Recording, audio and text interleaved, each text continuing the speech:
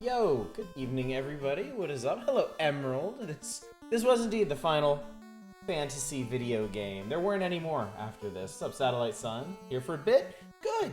I'll be very happy for that bit. I'll still be happy after that bit, but especially happy since you're here. Let's listen to the town theme for a bit. Hi everyone. Happy Wednesday. Yeah, it feels kind of weird to be saying that on a Wednesday, but happy Wednesday. Hope you're doing well. I'm doing good. Yeah, had a really nice day. Did you think a Studio Ghibli reference would attract me to the stream? Well, you're What's up, Silver Mike? I had a feeling. I had a thought. Yeah. We're starting at the end of the series. When we played First Fantasy, we should have Low High. That's an excellent point. I don't know why neither I nor anyone else have ever considered this. But yeah, you're really onto something. Fighting fantasy. Fighting fantasy is a thing, isn't it? I don't know what it is. Oh my god. I was getting ready, so to make sure that my earbuds are actually working when I start up the stream, I always put something on YouTube on really quick while I'm getting everything set up. And they actually dropped a new King of Fighters 15 trailer today, like an hour ago or something. It's Shermie, which probably doesn't mean a goddamn thing to any of you, but Shermie's like a major fan favorite who hasn't been around in like almost 20 years. So that's pretty cool. And also really makes me wonder what they're doing with the storyline. Because now Shermie's in, and Yashiro's in. They might put Chris in. I don't expect... Even if you know who Shermie is, I don't necessarily expect you to know who Chris is. But they were like major plot characters back in '97. So they might be doing some really cool stuff with the story in 15. Watch about depressing shit every day. Oh yeah, I've heard of that. Barefoot Again, yeah. Yeah, I've been warned off of it on reputation alone, so good luck with that. Well, tonight's either going to be super uplifting and heroic, or just like hilariously awful, depending on how things go. So either way, it should be a bright point in the evening, I hope. Fighting Fantasy is a choose your own adventure book series, like the Warlock Fire Top Man. Oh, okay. I don't know what I was thinking about then. I don't know what I was thinking of. So yeah, that put me in a good mood. Wasn't too terribly busy today. I had stuff to do. Oh, I am getting my first vaccine shot on Friday. I'm pretty excited about that. Now that the 15th is upon us, like everything in California, or at least in Los Angeles, open up, be like, yeah, we got it. Let's do it. You getting yours just tomorrow? Nice. Very nice. I'm hoping mine doesn't fuck me up too bad. So with that in mind, I should mention, getting vaccine on Friday, it's possible that any of the following days I might have to call streams off if I feel really shitty. I mean, I don't know if it'll even do anything to me, but just as a warning, good thing to be aware of. And then I'll get the next one at the beginning of May, and then a little bit after that, I'll be inoculated fully. Possibly in time to move, actually. Because once we sell this place, we're gonna have 2 months to find a new place, and I don't think we're gonna find one particularly soon. So felt real bad for a few hours the next day. Okay, cool. Well, the next day will be Saturday. Other than my kids, well, either me or my wife will have to drag our daughter to cheerleading practice in the afternoon. So I guess it's whoever feels less bad. But yeah, that's totally manageable. So probably a good thing we're getting on Friday, then. But yeah, very excited. Very excited. Things is exciting. Things is looking up. Pretty excited about this too. We're fast approaching the end of Final Fantasy. In fact, there's only 2 more dungeons, one of which we're gonna do tonight. After we do the Sky Castle tonight, I will actually let you all know when the next Final Fantasy stream, the final Final Fantasy stream would be, because I did some research, and I'm pretty sure the final dungeon is going to be a huge leap in difficulty for this party in particular from all the other stuff we've done. Because the thing is with this all mage party, like the little common enemies aren't really that big a deal. We've got plenty of nukes for them. It's the bosses that are the real roadblocks. I've had problems with every single boss so far has given me trouble. And in the final dungeon, you have to fight 6. You have to. This is Emerald. This is the one with the character named M. You are now a totally rad white mage. But yeah, the final dungeon has 6 bosses, and you get no breaks between any of them, really. Well, you get more dungeon. That's what you get. And I looked up some people who have done this kind of like an all mage, all magic challenge, and they beat the final dungeon anywhere from like level 35 to level 45, and we're level 20 right now. So I'm pretty sure we won't have any trouble doing the Sky Castle tonight, mainly because you can cheese the boss, and we're absolutely gonna cheese his giant ropey ass. But after that,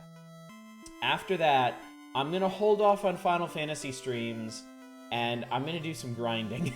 I'm going to in small bursts of free time, I'm going to grind our level up to where I think we'll probably be able to beat the final dungeon, and then once I feel comfortable with that, then I'll schedule the final stream. So hopefully those of you that are huge, overwhelming, just passionate Final Fantasy fans can afford to be patient until such time. Good evening, Vesti. It's good to see you. And Le Retro Spiso, good to see you as well. It's not Feta, unfortunately. Feta's a good time. I'm sorry, I just read Fist Fight is Fortnite. You got it on the brain. You see they're putting Aloy in Fortnite? Like, that's the next big crossover character. Horizon Zero Dawn. I guess they're just cramming literally everybody into Fortnite. I mean, why not, I guess. I don't know. It's going on Fortnite. I'm not plugged into the culture of Fortnite. I don't care about you. Money, money, money! The next Smash Bros? I can kind of see that, yeah. I mean, they've got the money in the draw to just cram everything. Oh, I should have... Well, I don't need more than 2 tents, actually. Save once outside the tower. So I want to do exactly 2 things tonight. I want to loot the Sky Castle, and I want to kill Tiamat. That's pretty much it. That's all I really need to do. If we can accomplish that, and we still have time left over... Oh, boy. Oh, boy. Oh, boy. Did I equip any of my shit? Did I sell any of my shit? Oh, I might not have done my shit. Oh, shit. This could be bad. There's a lot of loot in the Sky Castle. That's okay. That's okay. I mean, I'll just nuke these guys out, and then...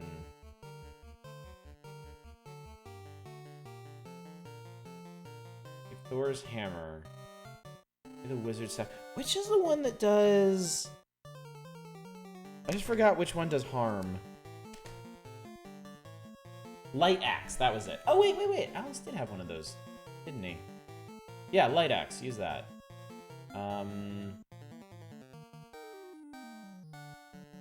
You can pop out big harm. Things we do not want to do, fight War Mech. I mean, if we got time, honestly, if we got time tonight, might as well. I would be down for that. Technically the most difficult encounter in the game, isn't it? War Mech, just cause he hits so damn hard. Time to lurk, too lazy and tired to chat. Works for me, Emerald. It's good to see you. I'm glad you're here.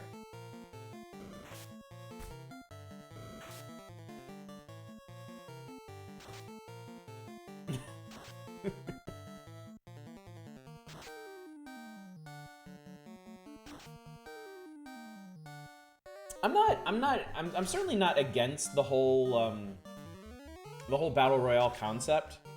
Like, I think it's kind of neat, and like the little bit I've experienced, like I played Fortnite like once, and I played Totally Accurate Battlegrounds, the floppy waving arm inflatable tube guy battle royale, and I enjoyed that quite a bit. Because I was, you know, you aggressively do not take that one seriously. Oh yeah, and it went free to play recently, didn't it? Oh no, that was Totally Accurate Battle Simulator. That's the one where you choose a whole bunch of guard. Guards do. Oh, they stun. They don't have much health, but they stun. Pretty sure you're fine. Thor? Zeus? Mage?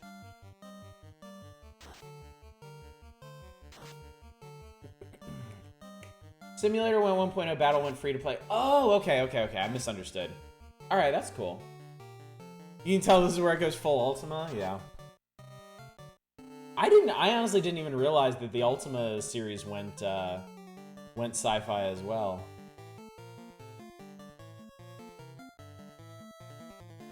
I thought that was a wizardry thing. Isn't it the wizardry games that start with you like fighting like rats and bandits and ends with you like battling like mechanical beholders and like displaced time mages and shit? Wouldn't go back to stuff like this until 6 and 7. 4 has a major sci-fi bent to it. Major sci-fi bent. It's got the... oh, shit.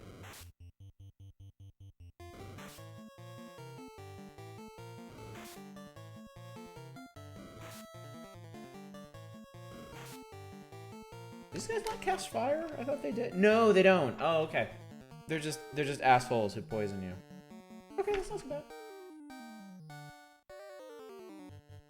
Saga Frontier unlocked. Time to multitask. Let us know how it is, Satellite Sun. Not the first. Oh, not the first wizardry. It just ends with you fighting evil wizard in his lair, and hence the name, I suppose. All I remember is Ultima where you fight literal floor tiles. That sounds pretty funny.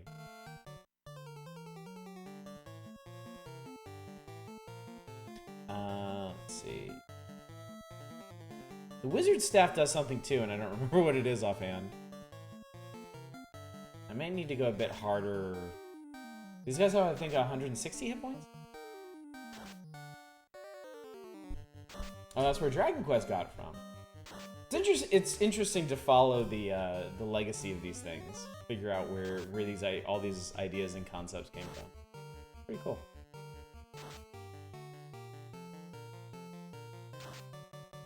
Okay, is there... Because I certainly know Final Fantasy 1, and I know Final Fantasy 4. Did 2 and 3 have any sci-fi bent to them? Or did they stay more faithfully fantasy-y?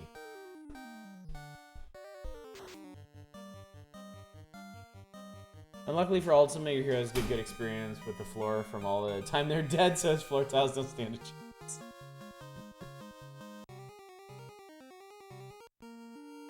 Stop being poisoned. I'm actually gonna have to get more pure potions at some point.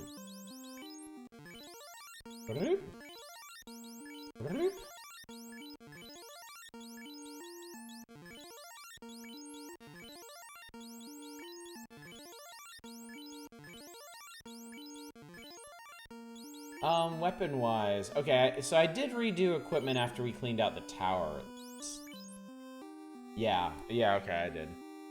But I didn't sell anything. I should have sold the Aegis shield and the dragon helmet, the dragon armor.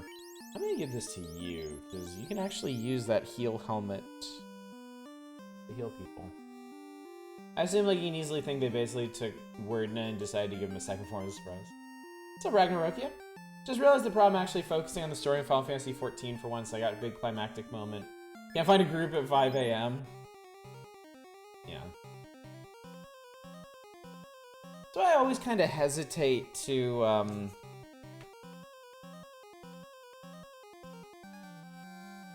Wait, is it just that? That's why I always kind of hesitate to get into an MMO based on its story, because it's gonna suffer in the pacing somehow.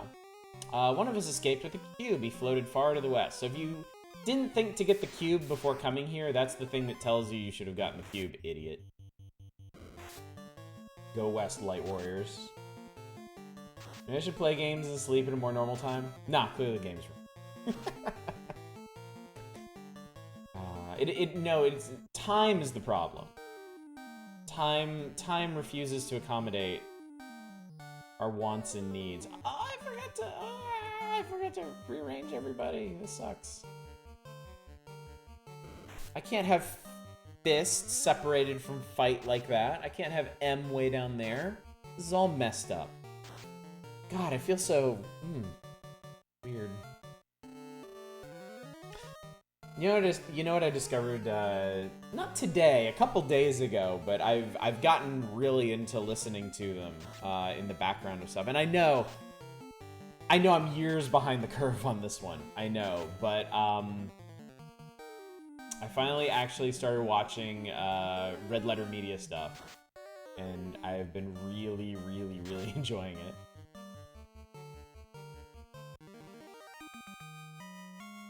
Mostly watching like their Star Trek and Star Wars stuff, since that's the mood I'm in right now, but it's been really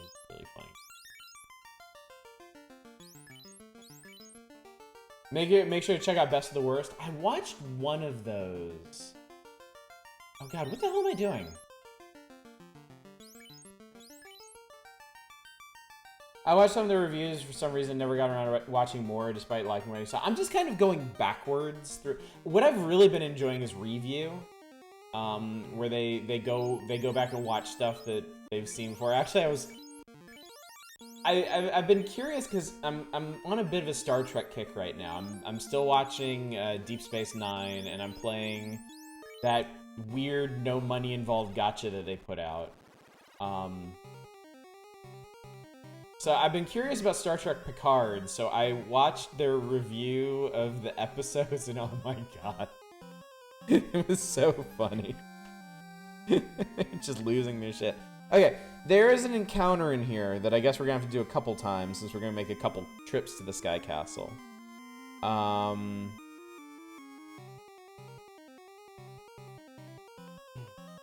You dropped that yesterday? Well, okay. What killed it for you, Silver Mike? Because I can certainly see a lot of things that could potentially kill it for you. All right, we got a blue D in here.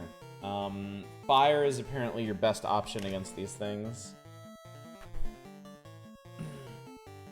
and he can light us up. So I will anti-lit us.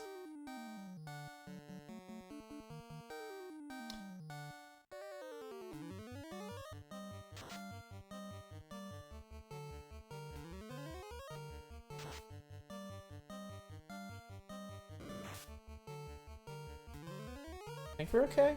How much life does he have? Oh, he has 454. Unless this last hit is big, we're gonna have to do this again. Or do another turn. Yeah, I don't think that was it. My Uncle Frank died. He wanted his remains to be buried in his favorite beer mug. His last wish to be Frank's. What's up, Andy? Oh my god, that's terrible. That's so bad. Alright. Hack, hack. Chop, chop. Whoa, Jesus. Alice is doing some serious work with these swords. Not being able to change characters slash teams, they give out so little in the way of XP items. Yes, yeah, I totally get that. I actually went and I joined the Discord for Star Trek Legends and read up a bit on the current like PvE meta teams, and put basically everything I had into getting them going, like putting them on shuttles using my XP items. And now I'm in the middle. So there's 3 difficulties for the story. There's normal, there's advanced, and there's expert. I'm smack in the middle of advanced right now, and still going pretty strong. So. Picard is such a shit show. It sounds like it. It honestly, like, it sounds like an absolute betrayal of all of Star Trek's traditional themes, really. Having hoarded all of mine since I started playing, I could boost a single new character close to your current team's levels. At that point, you just gave up. It's the point of collecting characters. You're basically locked into 4 of them if you ever want to push progression. Yeah, I understand that. It is very hard to diversify in that game, and that's one of the things that's kind of disappointing. Like, I have all but 3 of the characters in the game.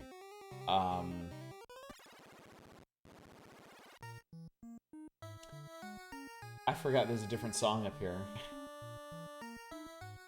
I totally forgot there's a different background song up here. Oh, this is cool. But yeah, yeah, I really want to experiment with some of the other characters. I want to make fun teams where I just put together like the original Enterprise crew. Like, I'd love to just stick Kirk and Spock and Bones and Scotty together and see how they do. But oh my god, it would be such a huge lift just to get them leveled to where I could do anything with them.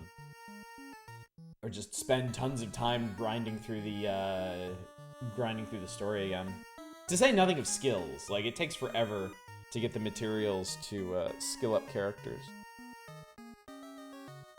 Alright, let's start looting.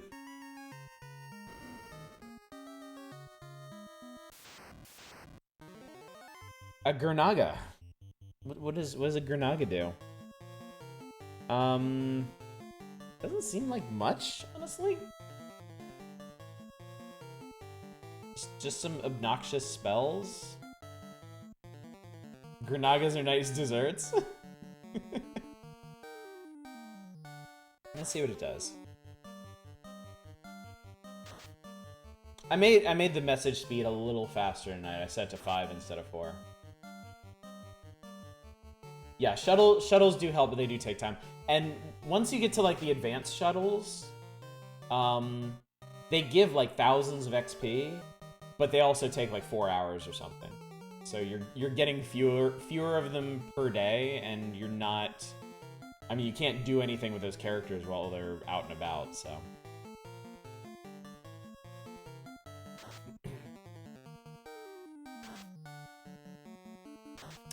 I considered dropping Star Trek Legends just because it's so buggy. Like, it is incredibly buggy. Even now, they put out, I think, 3 patches since the game launched a little over a week ago, and like PvP is still busted.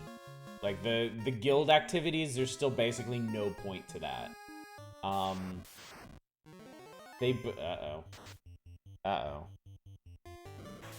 Uh-oh. No! Shit! God, they don't even have that much. Oh, they don't even have that much health.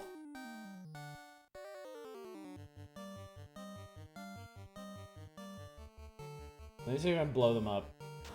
I mean, two of our people have ribbons. They'll be okay.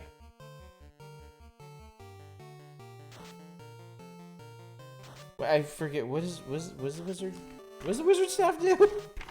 What is this thing that... Oh, it casts confusion. Oh, well, okay, that's a problem. That's no good.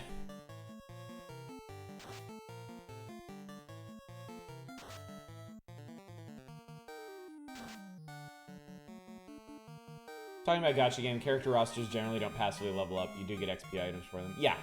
Yeah, like, generally if you play a gacha game long enough, you'll build up a base of items that you can use to just, like, instantly improve new characters you get. But it feels like that may never happen in this game. Alright, I do actually have soft potions. Cool. And I have such an embarrassment of money that I should be able to buy more when I leave.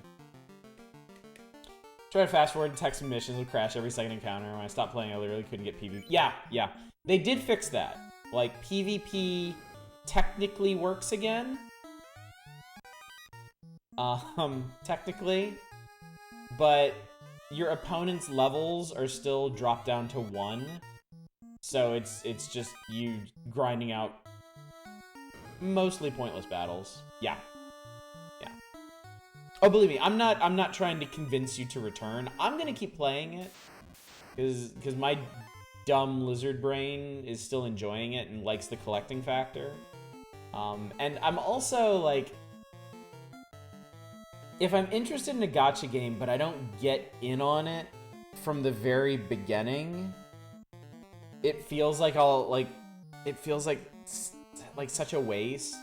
Like, I hate that I was like 4 years late to Star Wars Galaxy of Heroes.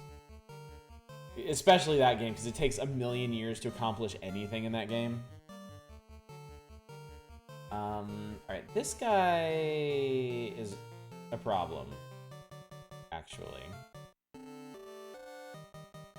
I still don't have Ice 3. I have not yet. I meant to buy Ice 3, and I didn't buy Ice 3. The evil man there could technically kill us all, like, instantly. He has all the really bad spells. I think we just... Oh, no! We didn't kill him. Did he already go? I wasn't paying attention if he already went. So yeah, my hope is that Star Trek Legends will eventually be patched into a functional game, and they'll get into a good cadence of adding content to it, and it'll be fun and interesting, and I'll already be in it. So I won't have to, like, build up from nothing, but, you know. Some people are lucky and got on the ground floor being top 500 PvP kits have actual fights. No, it's a bug affecting all of PvP. I literally don't understand how this happens. But the bug in this game is that when you enter a PvP battle against another player, yeah, even the top. So the top is just the people who did the most fights before the thing fell apart. It's like other phone game PvP where, like, you fight other players' teams, but their team is AI controlled. It's not like live PvP. But yeah, whenever you enter into a PvP battle against another team, no matter what level those characters are, their level is set to 1. So you will just absolutely curb stomp every single PvP fight.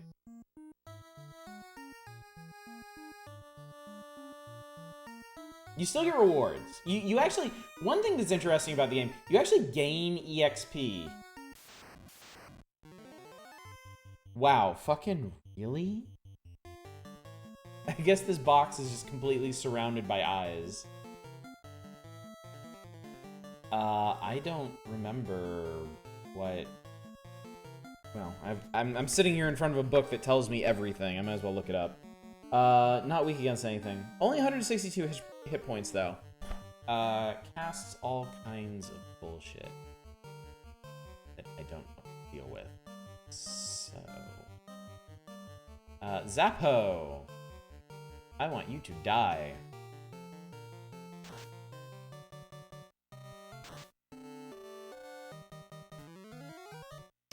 I know it's starting to get people with 400 or 600 power at the level you got to in PvP. That was from their equipment and their particles. That was the character power contributed by those. I've seen that too. Like right now I'm fighting people with like orange and purple particles. And I know a lot of people have been focusing on leveling up their gear. Yeah. Yeah. So, point is, the whole thing's fucked. The whole thing is like turbo fucked right now. And I'm sticking it out in the hopes that it will actually get fixed and turn into a cool game. Like the whole thing depends. The entire thing depends on how they're gonna update it, really. Like, and I think that depends on the deal they have with Apple Arcade. Like, I don't know how that works. I don't know what their contract is. I don't know if Apple Arcade is like, here's a sack of money, put your game on here, that's it. I don't know if they have an agreement to keep it updated, or Jesus, that's a lot of damage.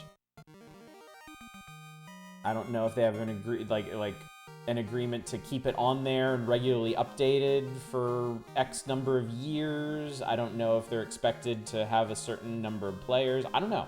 I don't know anything about it works, and unfortunately, that's going to kind of determine the longevity of the game. So, the mobile industry is just so weird.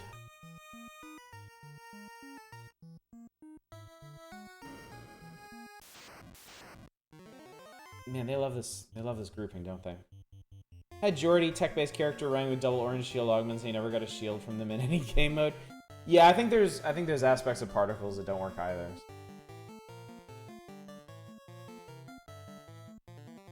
Apparently the ones that give you a damage boost during the first round of combat work. So like everything is about alpha strikes right now. Like everybody is running at least one of the characters that has a first turn AoE. And a lot of them use McCoy, the default doctor, because he has a first turn attack up buff. So you just buff your AoE person and just let them waste everything. So. Jordy's supposed to be really good though, because I think he has like the highest tech stat, and his primary attack is based entirely off his tech stat. So he actually does like a shit ton of damage.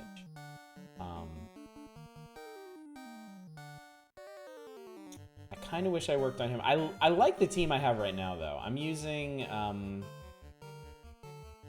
am I using? Riker for his AoE. Phlox is my doctor. His Phlox has one attack and it's in. I just got X-Ford. He has one attack and it's insanely powerful. Spock, because he can first turn scan everything, and scan guarantees a critical hit. So that plus the AoE plus Phlox's nuke is really good. And then Odo is a tank. Because I think he's the best like pure tank. Like Worf is also a really good tank, but he has a little less defense and a little more offense to him. Jordy also creates cover, buffs tech on person, then drops a huge shit. Yeah. I think that's what a lot of people are doing.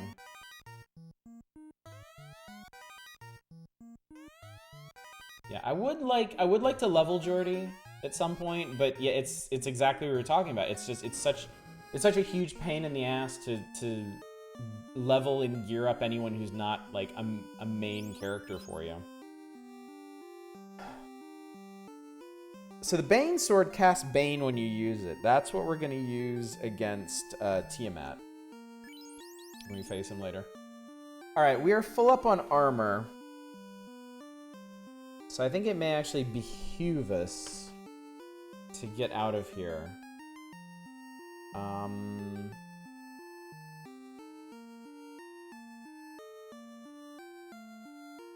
Yeah, because I need to sell a bunch of this stuff.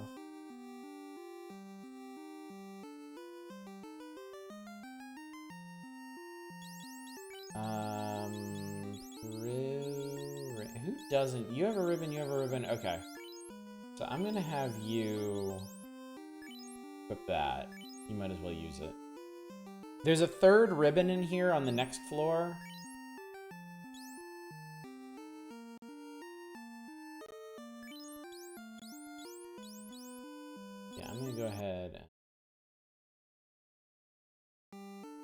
Okay, there we go.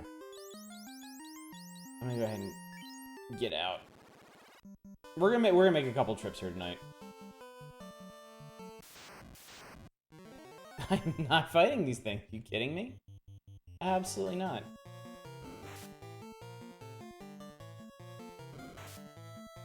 Especially, yeah, close call. Close call seems like a huge understatement there. There are a couple Final Fantasy phone games. Did any of y'all play those? I played Record Keeper for a while. Oh, I'm over here. Not very long, though. I pretty much only played Record Keeper because a friend of mine was playing it, too. And we could talk shop. But he and I both got pretty sick of it around the same time. The best of them? I thought, there's another one. There's another one that people really, really like. And they say it has, like, is one of the best gacha systems ever, and I don't remember what it is. Alright, everybody has one thing that I want to sell. And this is a weapon shop.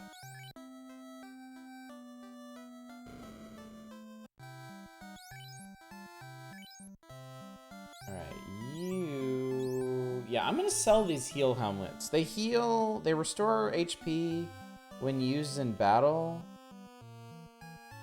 But I generally don't have the time to spend in battle. Opera Omnia? That might have been it. That might have been it. And then you're actually using the power gauntlet, aren't you?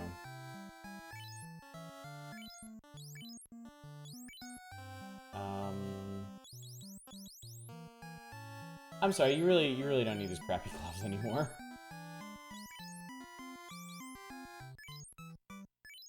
Dragon armor.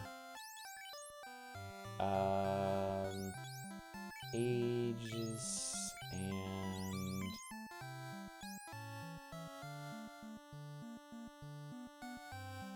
you're not gonna need that. I guess I'll keep one heal. I can keep one heal helmet, I think.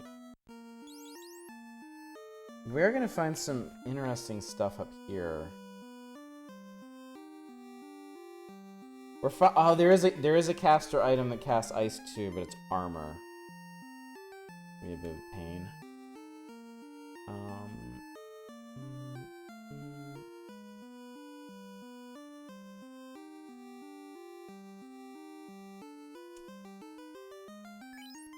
5 pieces of armor on the next floor. 1, 2, 3, 4, 5. Okay. God, we're seriously gonna have to take this like one floor at a time. Other notable one you can think of is Brave Exuvius. I think one of those. I think maybe Opera Omnia is the one that people say is like really, really good. The other one is like terrible or something. Defense does something when you use it in battle. Oh, it casts Ruse. Oh, okay. Well, I can get rid of this. Heal Staff, Wizard. Get rid of Vorpal. I think I can get rid of the Wizard Staff, too. All the Bravest might be a terrible one people warn you about. There's a lot of them, aren't there? Like, a whole lot of them. Okay, I want to keep all of these. And I want to keep that. Okay. Absolute trash. Absolute trash.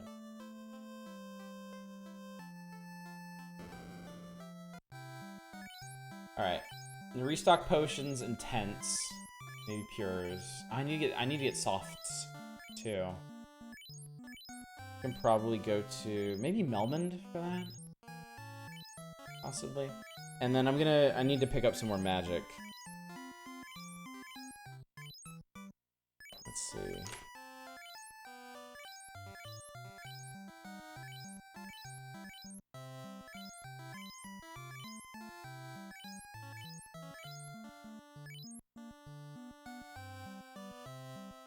Okay, we don't need to go to Onrak.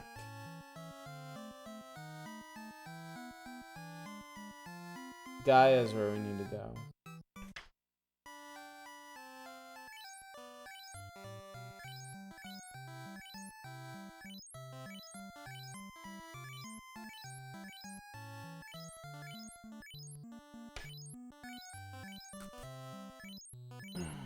suppose someone might like it. All of these games have fan bases somehow. I don't really get it. I legit wish people were a bit choosier about these things, honestly. Because I feel like we'd end up with better games if people wouldn't, like, jump... I think what happens with a lot of people is, like, they'll jump into a gacha, they'll dump some money on it for a few months, or even, like, a few weeks, and then drop it, and it's... enough people do that. They get enough whales sticking with it for its lifespan, and enough people dumping in, like, initial money to make back their investment, and so they just keep doing it. Gameplay is simply tapping on the screen to automatically send your 20+ little characters to... Oh! I've actually seen that one, yeah. Yeah, that one, I mean, it looked cute, but yeah, I couldn't... From what I saw of it, I couldn't actually discern what the gameplay is, and apparently that's why. It's bad. It's just bad.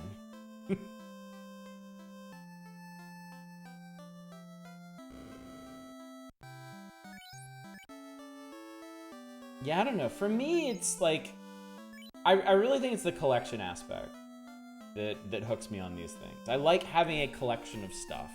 I like playing a phone game a little bit every day, and then after months or even years, like looking at it and seeing like this list of things that I've accumulated, you know, stuff that I've put, you know, not a lot of effort into, but effort over a period of time. Like growing a little garden that is trying very aggressively to just siphon money directly out of your wallet.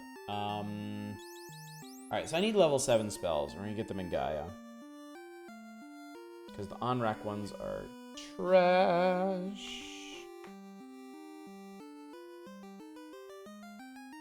Yeah, we're gonna dump a bunch of money. I want to get cat claws for my black mages. That's gonna be expensive too. What's everybody... Fight still has... Okay, there's somewhere I can get... There's somewhere I can actually buy gold bracelets.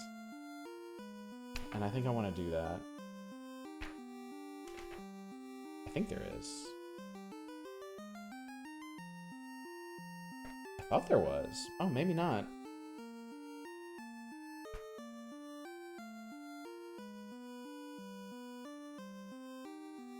Ah, Gaia. Okay. Okay, going to Gaia. Collecting definitely nails you. I mean, that's why I'm still playing King of Fighters All-Star. There's really not much left for me to do in that game, and it kind of feels like they're slowing down on content in that. For a while, they were putting out some pretty interesting and unique characters, like their own custom designs for things, but they've kind of stopped doing that. And now they're doing, like, gussied up versions of existing characters with just bonkers stats to get people to buy them. But I have basically every character in the game, so... Alright, so that's gonna be 90. 180, 2... Oh, I can afford all this! That's no problem.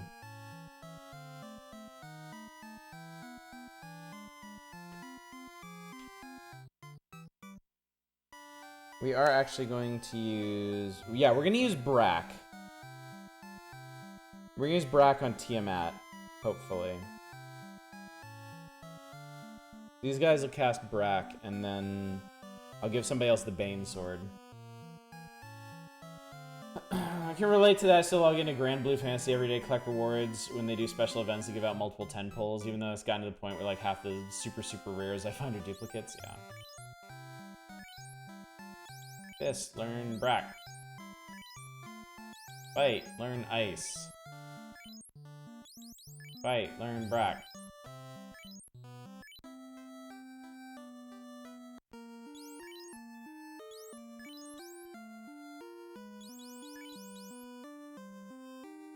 I wonder if there's... What was that? Crescent Lake?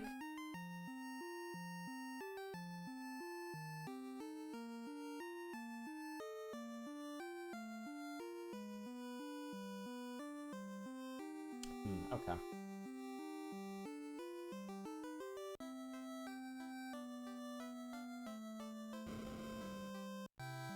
M. Learn Cure for. M. Learn Harm for. Cure might actually help us.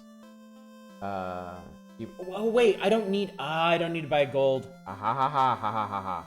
I don't need to buy a gold bracelet because we're gonna find new armor for White Wizard. And White Wizard can cough up her bracelet. Alright. You can learn a level 6 spell. You can. You can.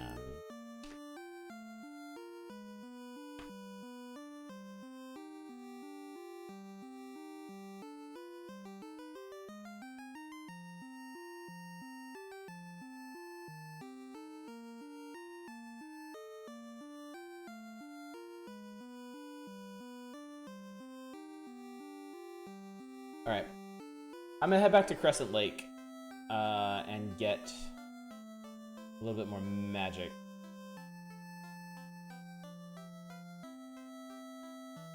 Where's the item shop here? Oh, they don't even, oh, fuck you. They don't even have what I need. Stupid Gaia. Oh, I can go this way. Look at me circumventing the globe. Oh, there's our ship. Remember our ship? Poor ship. Rip ship. We had some good times together, it's true. Nope.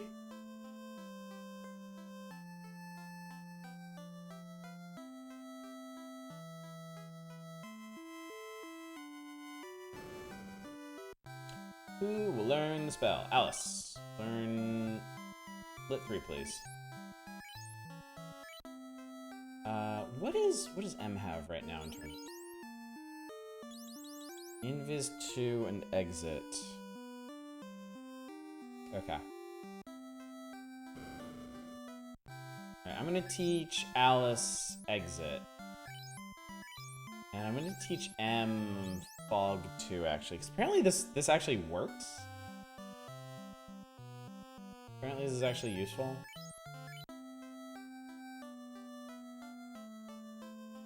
And I don't really want to spend level 6 spell charges to de-stone a person. I'll just spend some money instead. You don't... Oh my god, who has softs? Is it Melman? Is Melman like literally the only place in the world that sells them?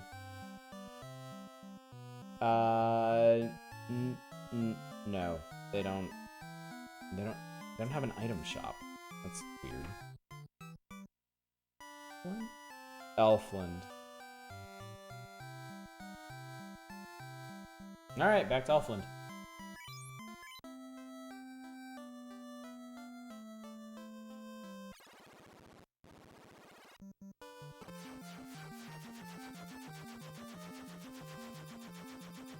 The worldwide shopping spree we're on. I definitely didn't miss having to do this in future Final Fantasy installments.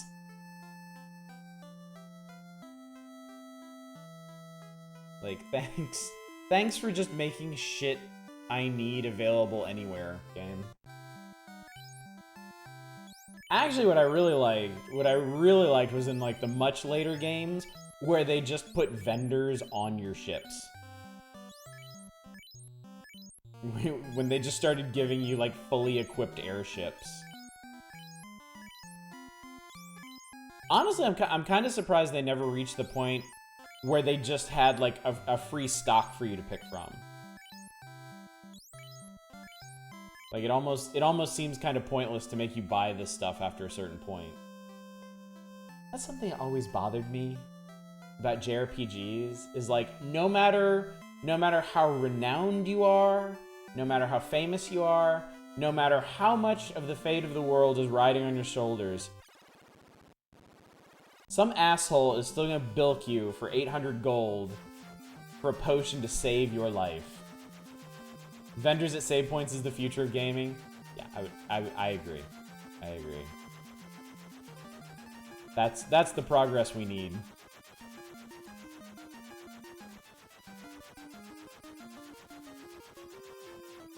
They need to make sure they can afford to live in the world after it's been saved. Ew. Stupid anklos. That was a close call, wasn't it? At least some games justify it. I do appreciate it when they throw in a little throwaway line like, hey, I gotta make a living here. Hey, times are tough. Hey, any coin you spare could really help a guy out. We don't have enough resources to give you free stuff. Here's the best discount. Yeah, that's all right. Still, it still annoys me a little bit. Yeah, I have to admit, but at least they try. Just expect people in service jobs to risk their employment for you. I mean, I assume most of these people I'm running into in Final Fantasy games are self-employed. I mean, yeah, I certainly wouldn't expect like a Shinra employee to like slip you the discount or something. Good evening, Shadows. How's genre shift the dungeon? Oh, it's going all right. I reached the point in the game where I have so much equipment that is either equipped or I need to hang on to that I'm having to make multiple trips. But that's fine because I need to level these dudes up anyway. And pretty much all I'm doing tonight is beating this dungeon. Also, in most games you can carry around disgusting amounts of money. Suck it up, Mr. 1%. That's also true. That's also true. Offhand, I can't really think of an RPG where the amount of money you get is at all grounded. Like, in any way, shape, or form. Like, it's always just completely nonsensical. Alright, light axe. That's fine. I'll use Zeus. I'll use mage. One light axe should take care of the mummies. And then only 1 or 2 passes of the other ones should get rid of the cockatrices. Trails in the Sky isn't that bad about it, mostly. I just remember needing to use... I think all my money in that game went towards the magic baubles. Like, getting new ones and making them good or something. Legend Heroes ones I'm casually carrying around 200,000 gold, yeah. I love some of these idiot businesses. Fitness you, if you get COVID vaccine, we won't let you in because What? What? I thought, yeah, orb mints. That's right. How could I have forgotten orb mints? Same fitness studio is operating without a business license. Probably got the city to look at them by being that stupid about vaccines. That's unbelievable. Like, I honestly think it's pretty cool that there's a bunch of businesses that are offering people like free stuff and cool stuff for proving they were vaccinated. Because apparently, like, modern idiots need every possible encouragement to safeguard their own existence and that of those around them. Totally not materia. Yes. Where would you even get that idea? Hello, Chimera. Hello, you. What do you do? You cremate things. That's gross. Don't do that. Please don't cremate me. I have so much to live for.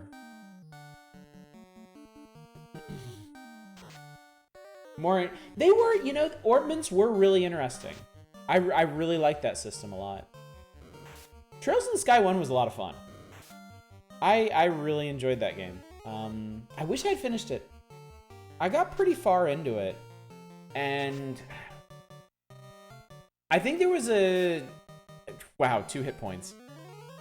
I think there was a dungeon that I saw a dungeon and I wanted to do it, but I wasn't really in the mood for it. Fury Fighter, dude, thank you so much for gifting a sub to Shadows. You've gifted a lot of subs, dude. I really appreciate that. Very kind of you. How you doing tonight, Fury? Yeah, it's one of those things where like there was a thing that I wanted to do, but I didn't want to do it right then, and then I just literally never went back to it. I've done that with entirely too many games, honestly. I think the worst one for that was The Witcher. I got past all the annoying parts in The Witcher 1. I was pretty close. I was definitely in one of the later chapters and just dropped it and never went back. Payday! Happy payday to you, my friend. And I appreciate that so much. Thank you. Thank you again.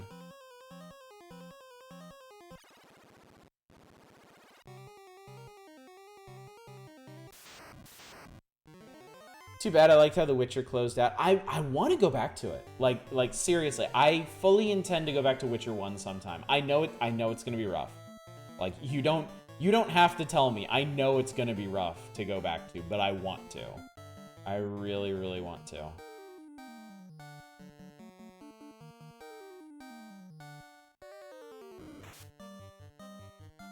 And I've never played Witcher 2 or 3 at all. The best part about Witcher's ending is that it's done. Do want to give the Witcher trilogy another shot. I don't know if Trails in the Sky's ending is genius or evil. Hopefully one day I'll see it. Yeah, thank you, Shadows. I appreciate it. Yeah, I know 3 is massive. I know 3 is... And everything I've heard about 3 makes it sound like I would really enjoy it, so... It's just at this point, like, I have to wonder, do I even have the time in my life for these things? Like, I've never played Skyrim. I loved Morrowind. I tolerated Oblivion for a while. Just never ever picked up Skyrim. And at this point, I'm like, when would I even have the time to play something like that? Like, and if I did have the time to play that, aren't there like a dozen other similarly huge games that I've been meaning to play through? Right. We need to cook this guy. Actually, I think I can hit you. I think I can just whack you.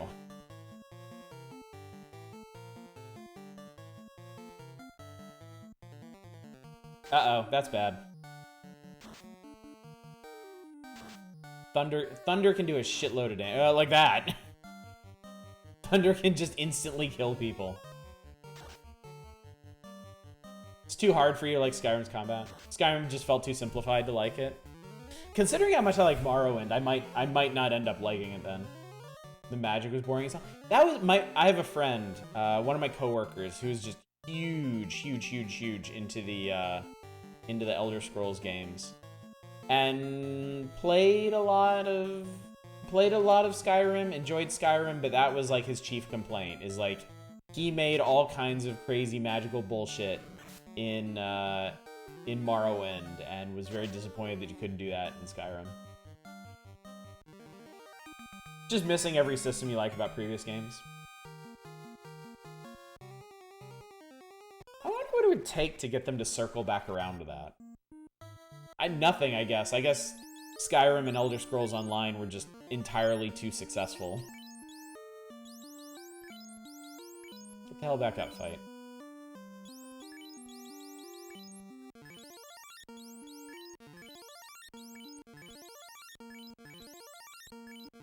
But that's a shame. I liked how fast and loose Morrowind was with all of its systems.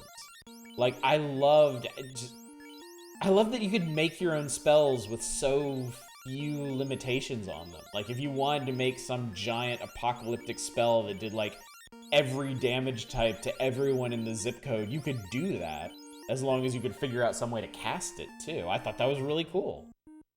You know, it apes the way that, like the magic of legend works, you know? Alchemy was always the high point for you about the Witcher games. They did something a little different each time you selected. I liked Alchemy in the original Witcher. I thought it was really cool that in the original Witcher, it really seemed like battles were determined before they even began.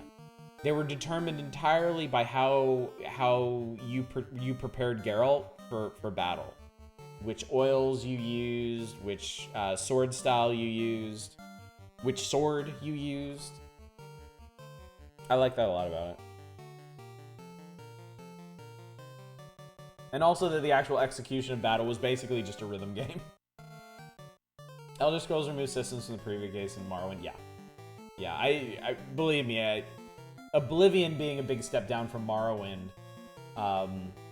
not just in setting, but in systems, is the reason why I didn't really stick with it. Bad Man's Hit.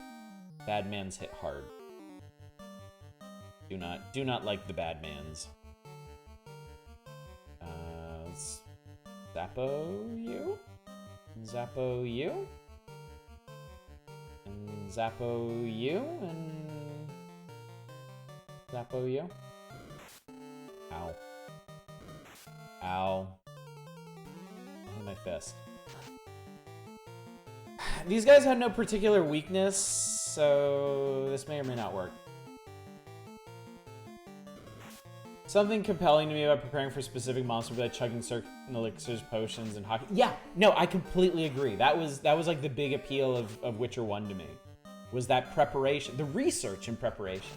That you could actually find like tomes on monsters and learn in the field what monsters were weak against, and then like prepare your offenses and defenses accordingly. I thought that was super cool. To be fair, in Morrowind's case, though, what was left was super compelling. The better world made up for a lot. Yes, yeah, yeah. The world in Morrowind is just it's so interesting. It's so unique. Like that's absolutely the thing that attracted me to it.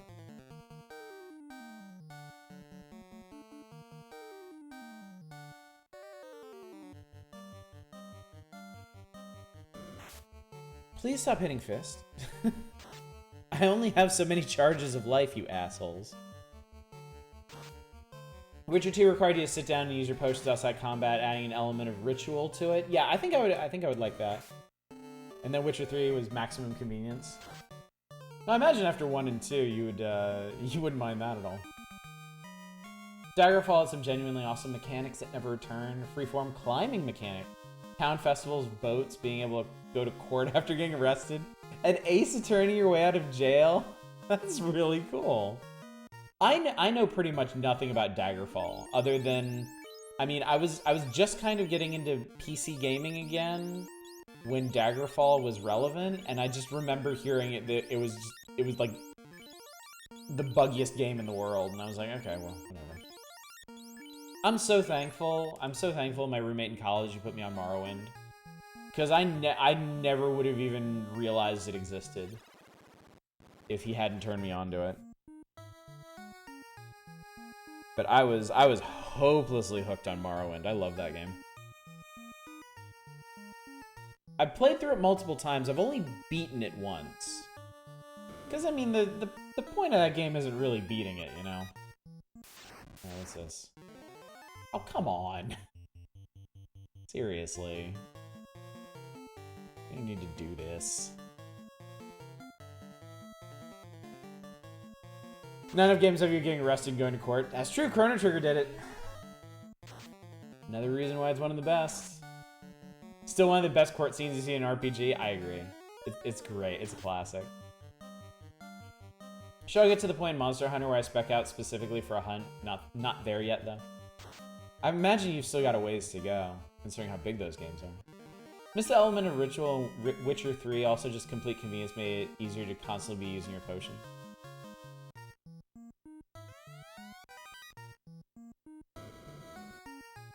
I also have to assume, like, the scope of the game once you reach a certain scope of game, you probably don't want to be bogging down the player too much with that. Or it'll just take them forever to get through anything. Rock Gull. Rock Gull, angry.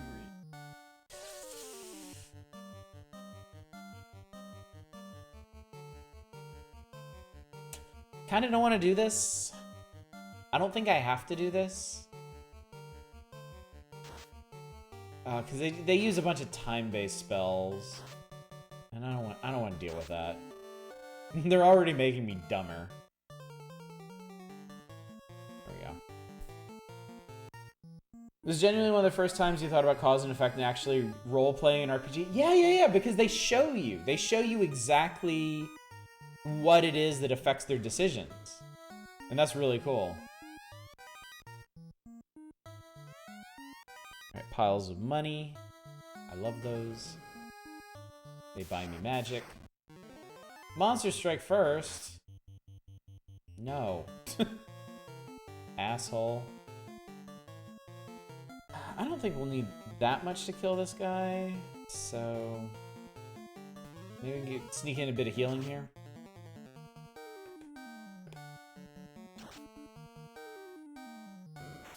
Ow. HP up. Oh, that's right. This is like super piddly healing. Maybe I should just be using it every fight. Daggerfall's character creation also has some really unique stuff, like an interesting perk system where you can take positive and negative perks. Positive perks came at the cost of making leveling harder, negative perks made it easier. Oh, cool. They had a bit of that in Fallout, but it was more specific. It was tied to specific perks and not the perk system overall. I don't know why, but you mentioning that just makes me think of the character creation in I, Divine Cybermancy. And how bonkers and stupid that one is. Look what we found!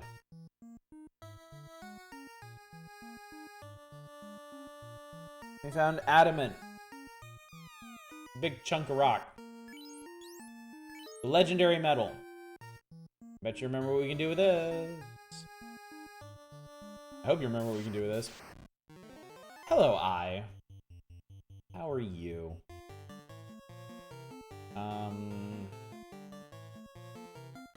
You do some dumb shit I don't want to deal with.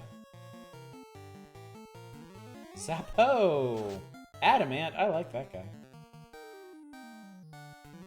As well as a system where you use a quiz to generate your character's backstory, which affects your default disposition with different factions. So, for instance, if you play a thief and his backstory you said you robbed nobles, nobles start a lower opinion of you. Oh, cool. Also, we got X'd. We got insta-X'd. Like Oblivion, you could actually make a character that's somewhat unique. In Skyrim, everything is the same. I like the character I made in Oblivion. Because I made a spellcasting version of my dad, and I thought that was really funny. this short, balding guy slinging, like, apocalyptic spells all over the place.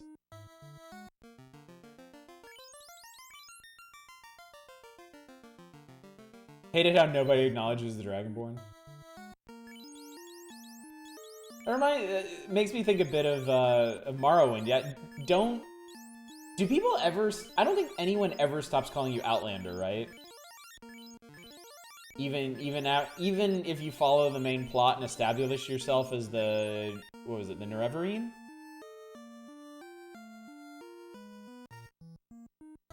So many quests could be solved by going, bitch, I'm the Dragonborn, stop pulling crap before I eat you.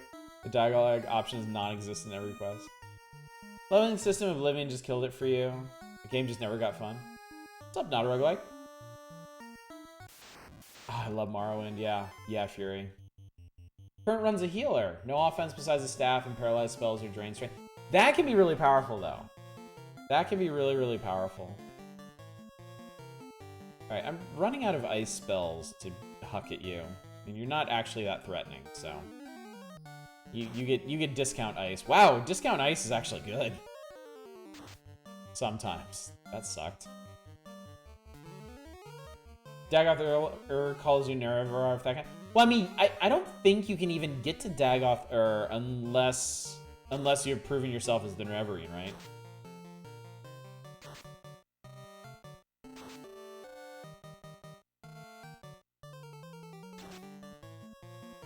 Terminated. After Morrowind is disappointing how straight it played the Chosen One story. Well, I am super aggressively over Chosen One stories at this point. I've had it. I'm sick of them. I seriously never want to see another one again. No more Chosen Ones, no more prophecies. Fuck them. It's lazy-ass storytelling, and I hate it. I'm out of black shirt. I'm out of white shirt. Okay. This is dumb. I'm pretty sure... Oh, hey, they lied to me. This is not dumb. I was kidding. So you can actually keep that one, and I'm gonna trade this one to you. And you can equip that. And we'll get rid of the silver. And then you can equip that.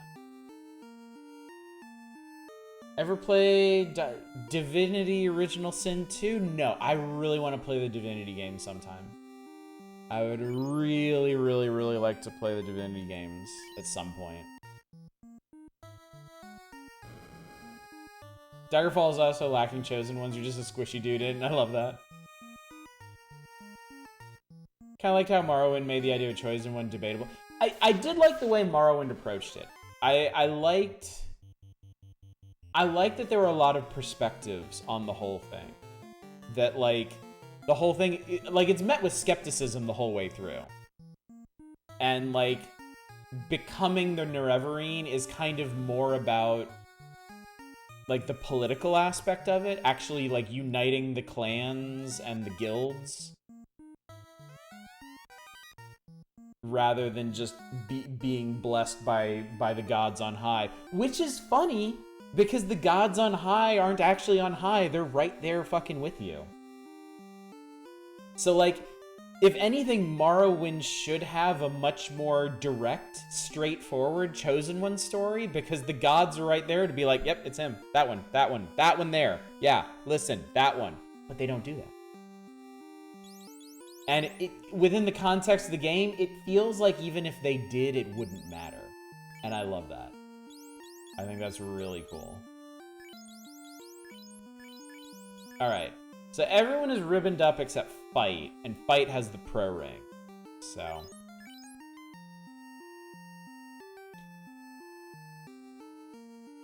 if you do try to find a friend... That's right, the original Sin games are big on multiplayer, right? Hey, look, we found air up there.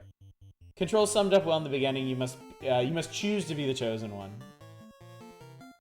I have played, yeah, me too, Shadows. I've played Divine Divinity a little tiny bit, and I like it. I think it's cool. It feels like a very crunchy, like Diablo in a way. Like an interesting midpoint between like Diablo and Baldur's Gate. Games get so chaotic and fun when you got two people trying to figure out how to coexist. My personal opinion, you're not the Nerevarine really as much as a Daedra fucking with you for their goals, and that's how you played it. Yeah, I love that. I love that there's a lot of ways to interpret it. A lot of ways to look at. Air is not particularly weak against anything. But I think we need to get rid of it.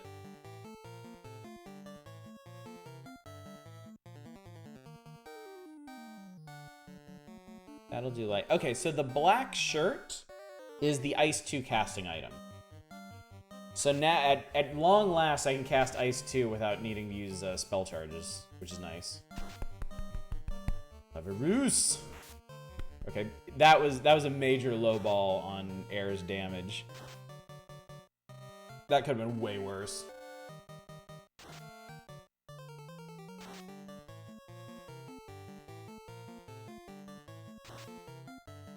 I guess it's hard to hit air. I guess that doesn't really work so well. Alright, we are almost done up here actually, because my inventory is pretty much full, so I'm just gonna blow these guys up. I'm just going to explode them. 1 damage! Oh, well that's right, Granagas don't really do much in the way of damage. Oh, neither do these spells. Alright, well you're out. And you're out. Good. Perfect. Divine Divinity is a wild ride. You can accidentally do some weird stuff in it. Skyrim also has this really weird sense of false urgency. Morrowind would straight up tell you to do side stuff. Skyrim is like, dude, you need to do this now. You never need to do anything. Low-key expected players to do no side stuff till the main story is finished. Huh. That is weird. A very weird expectation for a game like that, because I feel like side stuff is actually the meat of the game.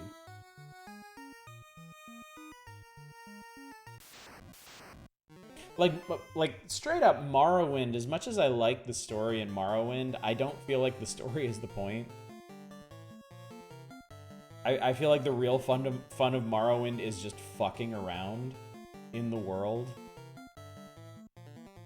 Please don't cremate us. Please and thank you. Whew. I fling my shirt at you and you die. Like it.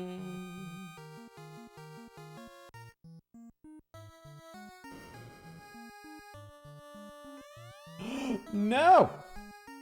What's in this box? Oh, yeah, I want that. Armor.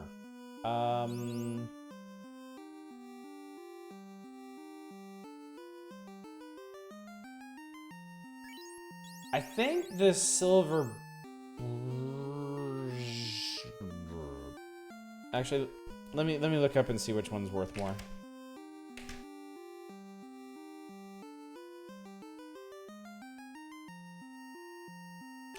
I don't need to look it up. All the silver stuff is crap. All the silver stuff doesn't matter. Alright. Opal Gauntlet's worth way more. Alright, we're out of here.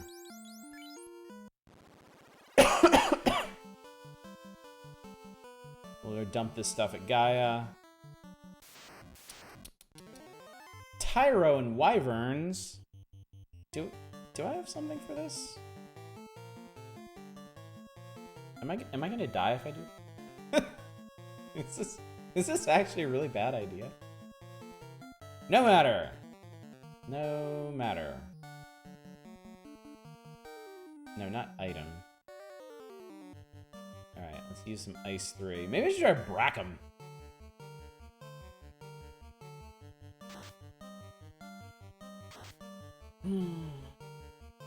Y'all are really making me want to play like a more open world game. I guess Yonder will be good for that. Hopefully Yonder will manage. Wow, Ice 3 is green. I didn't remember that at all.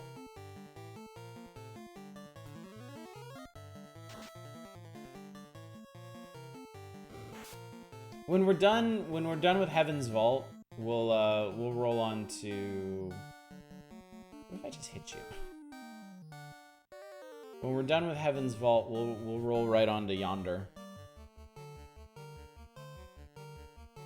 We'll squeeze Donut County in there somewhere, but yeah, I'm really looking forward to playing Yonder. And we're gonna brack him. I mean, that's how we're gonna deal with the next big boss. We're gonna insta kill him.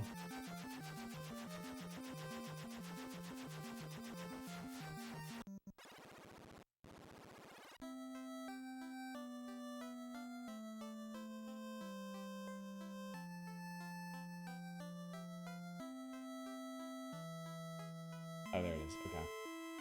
Alright, armor-wise. Alice is fine. Gold, opal, silver, opal. Okay. They all have stuff to sell.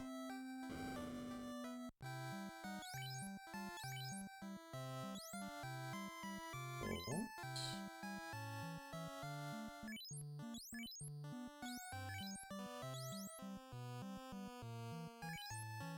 Opal. Silver. And opal. I've been having trouble finding a game you want to play recently. I want something open, slightly sandboxy, but not challenging, and with some direction.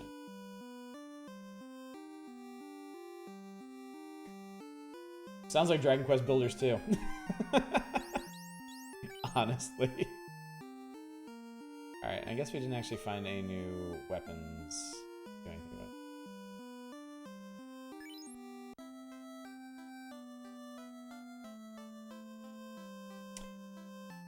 A could buy cat claws, but I don't feel like I need them yet.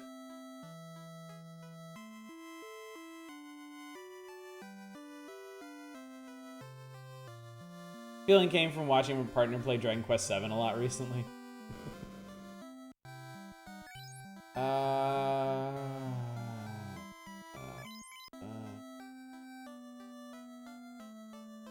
I hate it when they don't put heal potions at the top. I just want to be able to mash through this and read chat while hoovering up all of the heal potions in town. So we're gonna fly back to Caneria.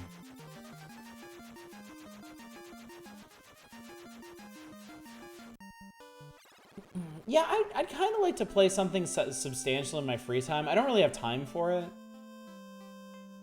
I mean, I still want to go back to Stellaris. Stellaris' new DLC comes out tomorrow. Nemesis. It looks really... I'm thinking about actually picking it up for full price, because it looks really cool. Because, like, one of the big things is there's like a late-game crisis that threatens the entire galaxy if games go on long enough. And in this DLC, it introduces a new system that lets you become the endgame crisis, and I think that's really cool. Yeah! Give DQ builders to a try then. Generally don't like Minecrafty building games. It could be I just haven't found the right one. It could be. And the beauty of DQ builders too, you don't actually have to do that much Minecrafting if you don't want. You know, it's the kind of thing where you can just follow along, you can follow along with the story and just do some very, like, you occasionally have to build, like, a room with a few specific things in it. Like, all the big projects are kind of built for you. But at the same time, if you end up getting really into the building, you can take days or weeks to just work on your own projects. Have a good one, Satellite Sun. Thanks for coming out.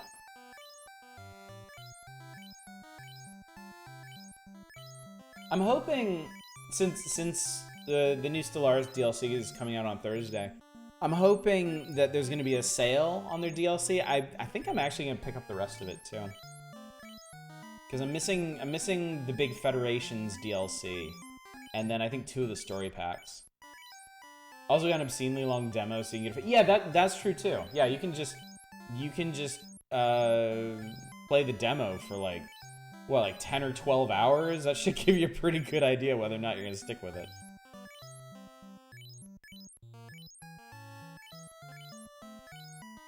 I had a thought, actually, to maybe go back to Breath of the Wild and pick that back up.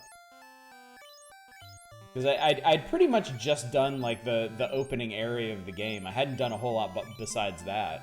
So I think it'd be easy enough to go back to. But I don't know. Demo goes all the way through Furf. Yeah, it's the entire first, like, the first chapter of the game, isn't it? The whole first major island. And that's really cool. Love that they did that.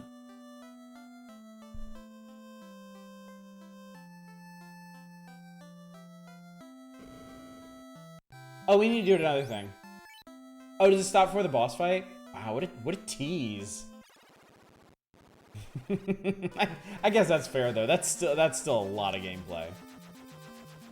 And if you've gotten that far, like you like the game. You should buy the game. Hey, bro. You are not the sword guy.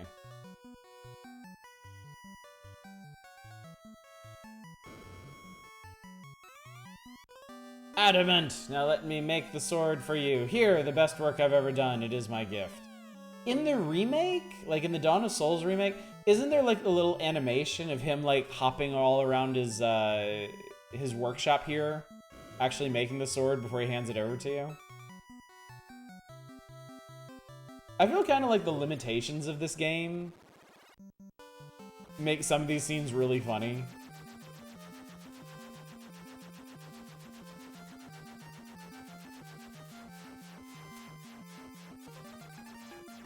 Alright, so somebody is holding...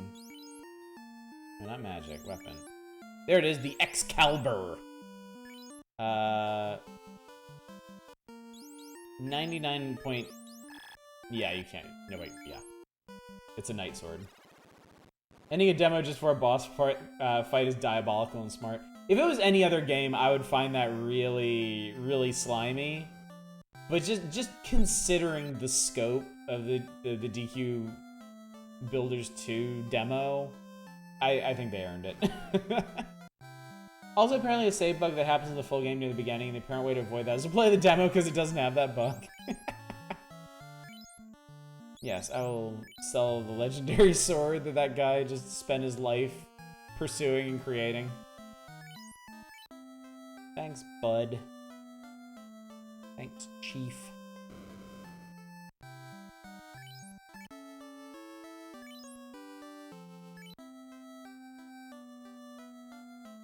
Wouldn't say it's slimy, it's free demo, it just drive me nuts, so I was getting really into it, probably caused me to buy the game on the spot.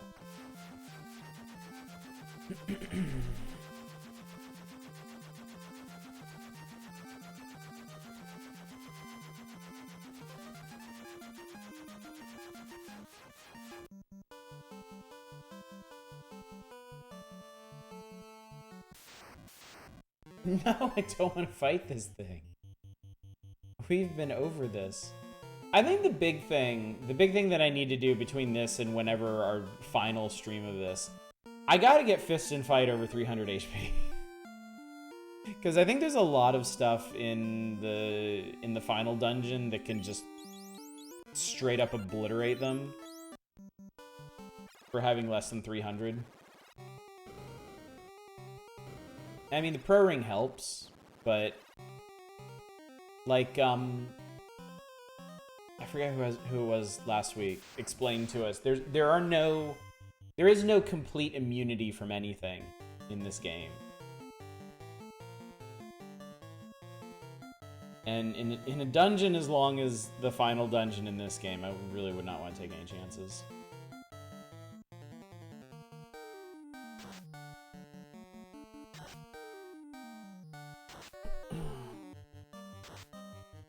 Yeah, the final dungeon in this game, if you don't know, hopefully we'll have time to at least poke our heads in there tonight. The final dungeon in this game, if you didn't know, is 8 floors and 6 bosses. I think that's right.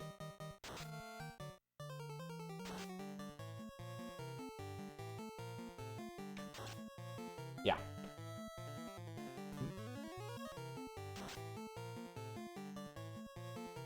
So that's going to be an undertaking. That's going to be a thing that happens. Please stop cremating us.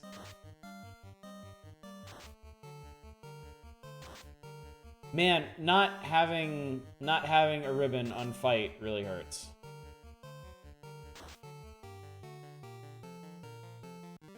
I kind of feel like we're gonna be carrying around one Black Mage corpse for a lot of the end of this game.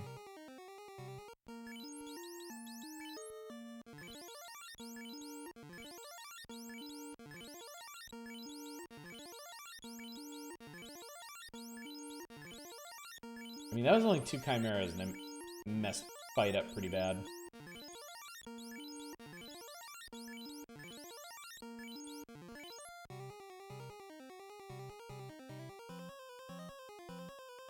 Oh, I saw, Dreadx the Hunt was patched today, and one of the main things they did was fix up Black Relic so that it interacts better with the rest of the game. I don't know if that's gonna straight up fix the problem we had. Probably not, but yeah, I'm pretty sure I'm just gonna put in the code for that one so I don't have to replay it. Known in developer circles as the Oddish Bug. Oh, I'm not that special. I'm nobody.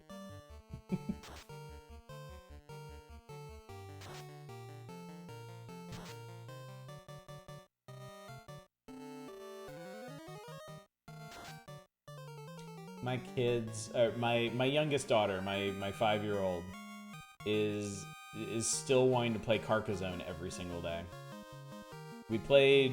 We're starting to play with the expansions now too. She wanted to play with the gold mines one.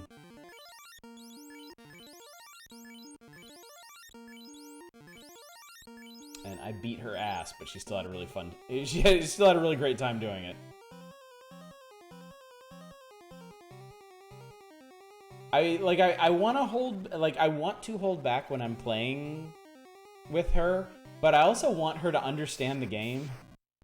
And she's hello.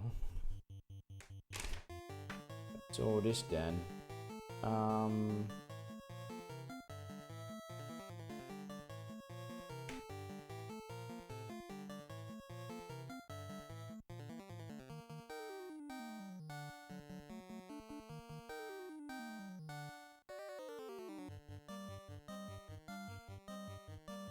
Alright.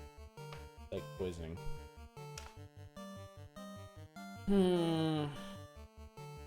I think I may go big on these guys. Not with you.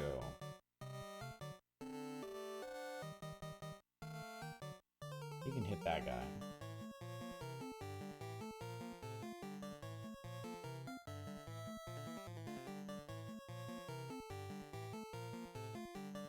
Yeah, this goes.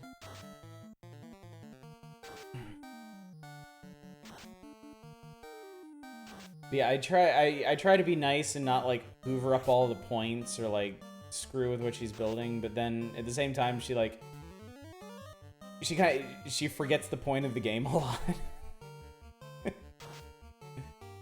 Fortunately, you know what's really nice? My older daughter, she would get really upset when she wouldn't win things. And that made it kind of hard to teach her new games and stuff. My younger daughter doesn't really seem to have that problem so much. She'll get defensive about some things. She'll get attached, but for some reason, Carcassonne, she does not mind losing at all. I think she really, really, really just likes the experience of playing the game. And that's cool.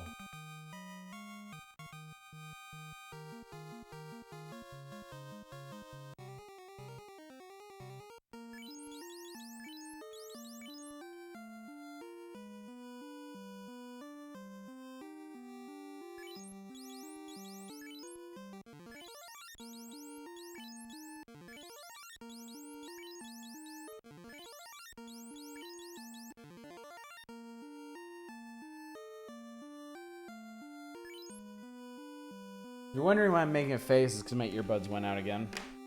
But it seems like y'all still have sound. Hang on a sec. I'm gonna switch over to my headphones.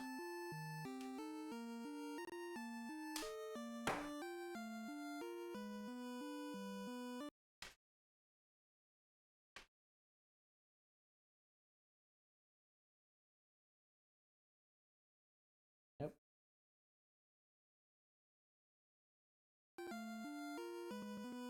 Okay, cool. There it goes.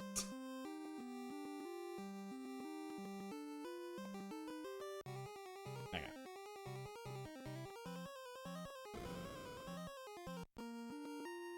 Oh, you know, that also resynced the sound. That's really nice. Thanks, game.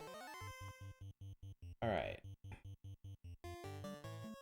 I can still hear, but I can also tangibly feel your rage, so maybe I'm just special. You just know me way better. You've known me long enough.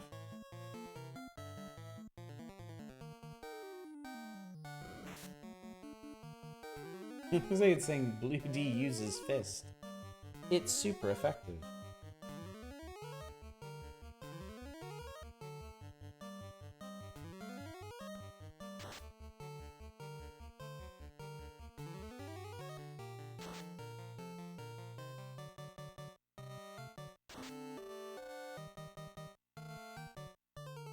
Y'all are disappointing me horribly with this.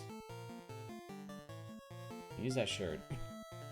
Wave that shirt around for me.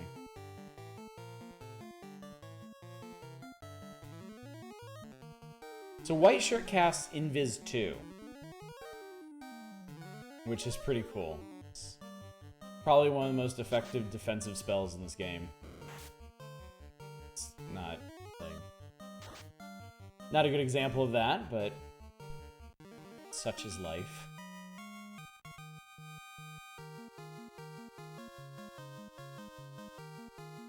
Yay, levels!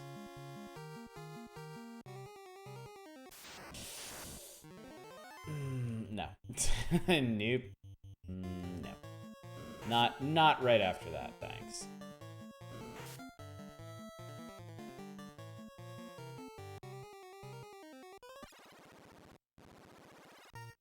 I love how it tries to play the victory music right when you step on the teleport pad.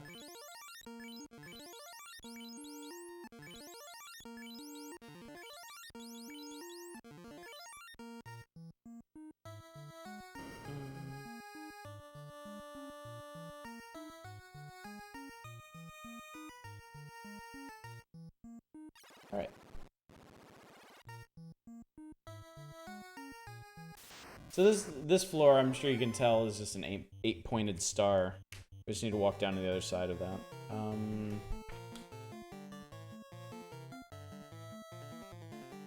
It's been a while. I forget what manticores do. Oh, they're not that bad. They can poison us, but could be way worse. I think I can maybe get rid of these guys with my. Okay, I need to give you an item. I need to give you something other than the light axe teeth, or maybe I don't. You can just cast magic.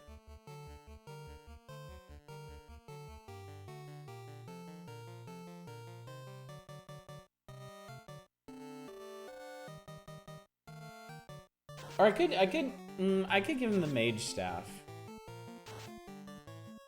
Oh, great! Stinger is AoE poison. That's really cool.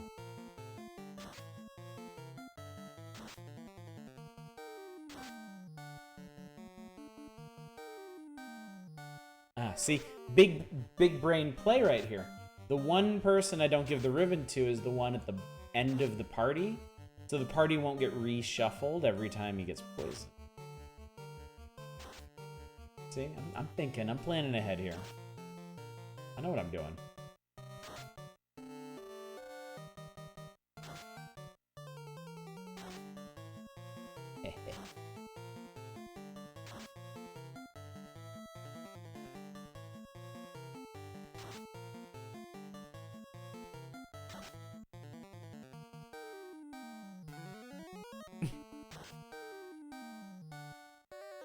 Couldn't save that spellcast. Still had to use it.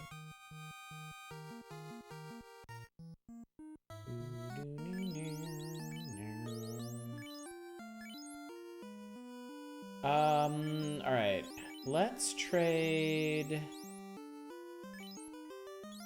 the mage up to Alice for the defense. And let's trade the Bane over to M. So that M can use that when we fight Tiamat. And that should be a better, because that way I think everybody has a spellcasting item. Okay, this is the third floor. The third floor is all weird and chopped apart. It's a Whizvamp.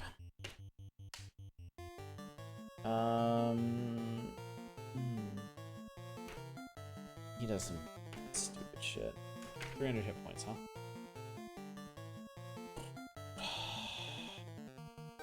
I don't think we'll be here very long, so let's just go hard on this guy.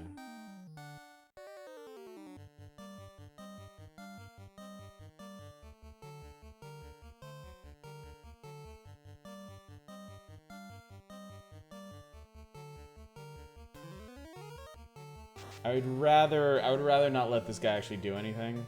Okay. I should do it. Yeah. Because he can cast all the level 2 spells, and that would just spread around a bunch of damage I don't want to deal with. Alright, so Mr. Robot says, you can look out over the world from this window. This is a big-ass window. From this window, one can see the entire world. The 4 forces are flowing together into the center of the 4 altars, into the Temple of Fiends, which is where Garland was hanging out. So this window is actually pretty important because it's the thing that tells you where you need to go to finish the game. Wow, I did not remember the music getting that jazzy. Guard and Sentry. Okay, they're not very exciting. Not terribly exciting. Possibly weak to lightning. I'll let my lightning users do their thing, and then you can blow them up too!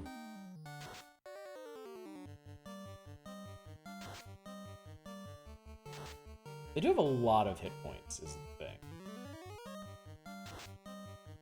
Okay, that one's gone. The sentry has 400. Which is pretty high. For this point, anyway.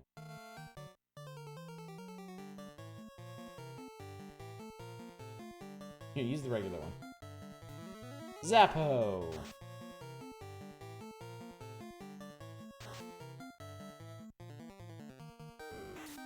Ow!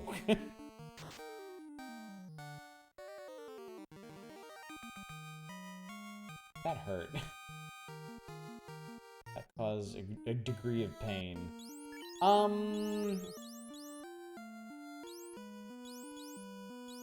I never got you Cure 3. You only have Cure 4. That might actually be overkill.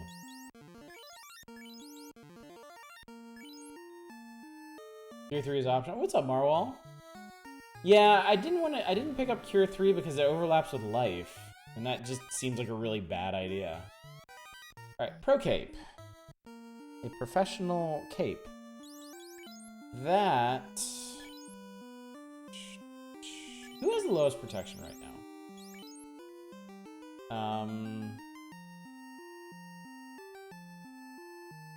2757. 2560. 3566.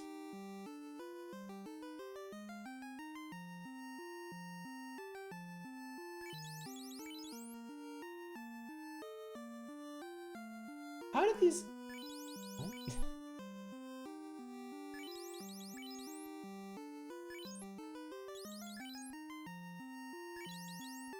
Ah, okay.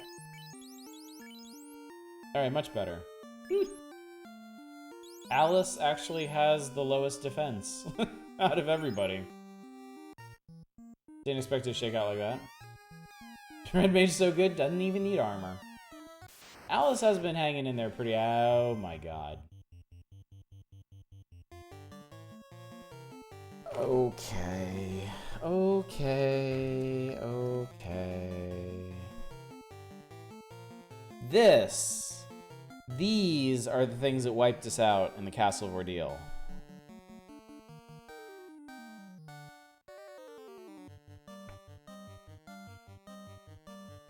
So yeah, it's nuke time.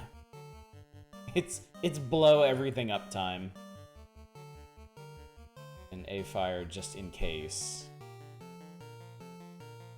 Oh yeah, I'll go great. Yeah, it's great. It's fine. Yeah, let's do a little bit of everything. Alright, Lit 3 got off. That is not gonna do it. They have 110 hit points each. They don't actually, they're not weak against anything in particular, so. I do have nuke, yes. I don't have any casting charges for it yet, because my characters are all pretty low level for where we are in the game.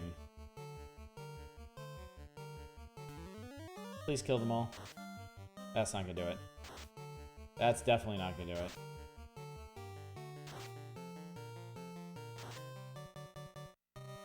Oh, this could be really bad. This could be really bad. Yep. Well, okay. We do have the ribbons. So everybody except Fight will take... Oh my god. Alright, well, Fight is dead. Fight is extremely dead. Oh! Oh, he got a spell off, though. Maybe this will end it. Nope. Fucking nope.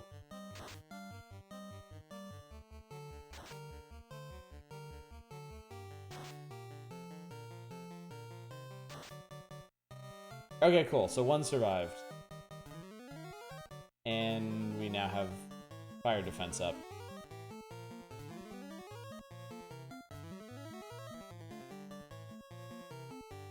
And fortunately, that was one that already went. So, hey. about that? How about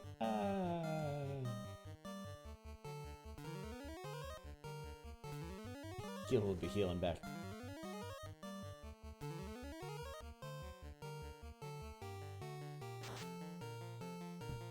Boom.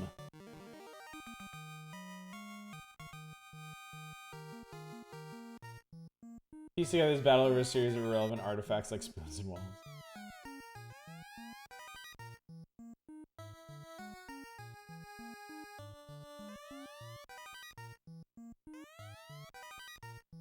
Let me drop that cloth. It's worth literally 10 gold. And I don't want to bother with it.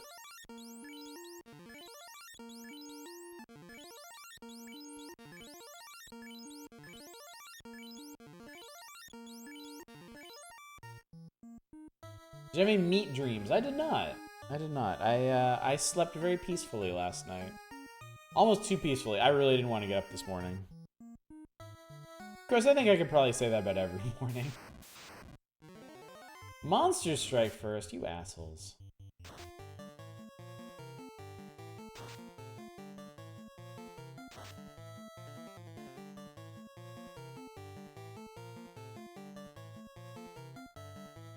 Yeah, it was obviously rows of meat that helped me drift off. Alright, well, I guess we're gonna have to go the harm route. Alright, I'm gonna turbo nuke these guys. Harm 4. I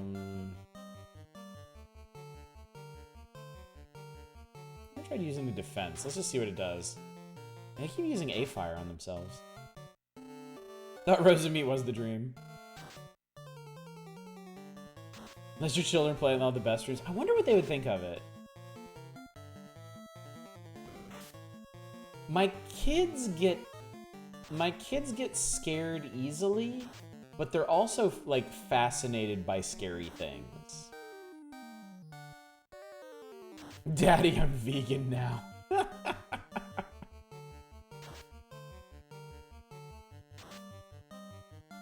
So I can't honestly say like to what degree. Okay, literally just cast ruse on yourself. Okay, I can probably sell that the next time I'm in town.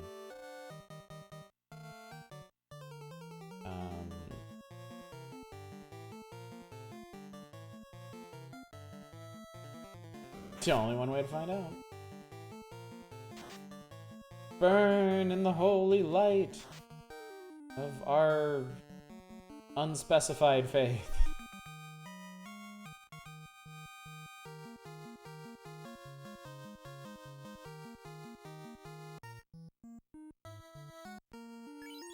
Doot. Doot, doot, doot, doot. Doot.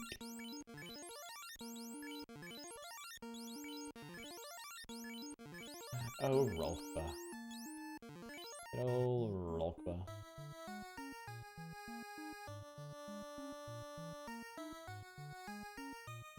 Alright, more treasure floating out here in the ether. Like a heal potion.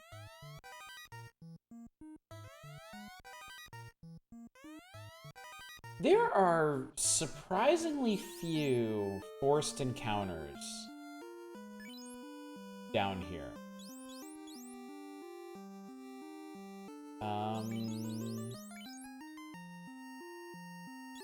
Alright, M is just protected to the gills. M is protected against everything. Just so you know, as far as I know, the Pro Ring and the Pro Cape do not have the same effect. The Pro Ring has a special effect.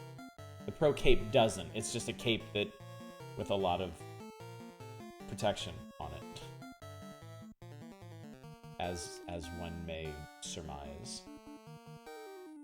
Zeus! I'll be tripping 9-man mosh pits every 3 steps. Certainly wouldn't ask for that.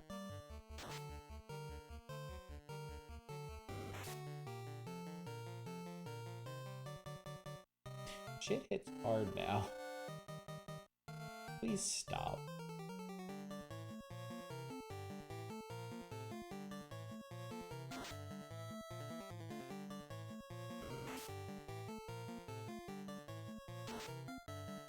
There we go. Well, fans would look like a music video to Click Click Boom by Saliva if that happens. Maybe that's where they're going. Maybe that's where this is all ending up.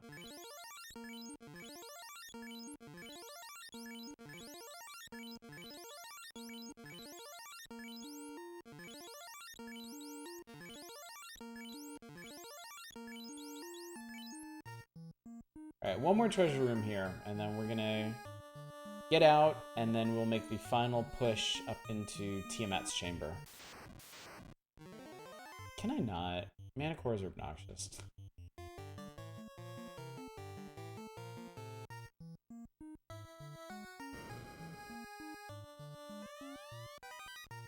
Soft.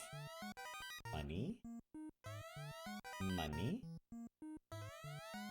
Katana. We have discovered Hanzo's steel. Alright. We're out of here.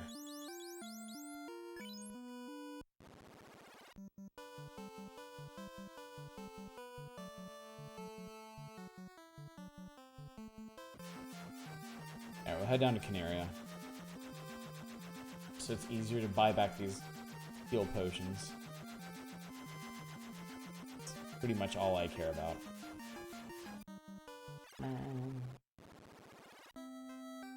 The big thing now is I need to get to a level where I can actually have level 8 casts. Because we are definitely not there yet. Alright, weapon-wise. We want to sell the katana and the defense. So that's Alice. Alice and fight. Armor-wise. Everything is useful.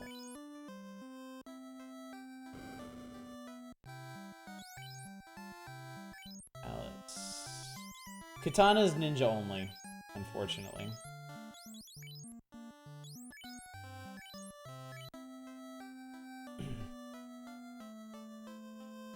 Alright, gang.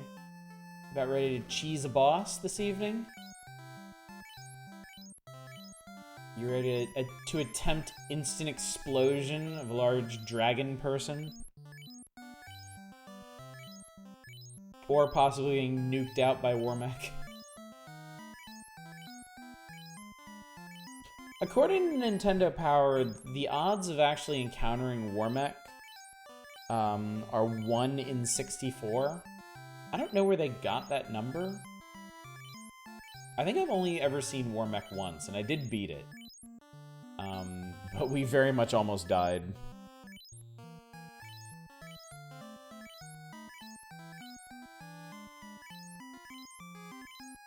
Warmech is super scary.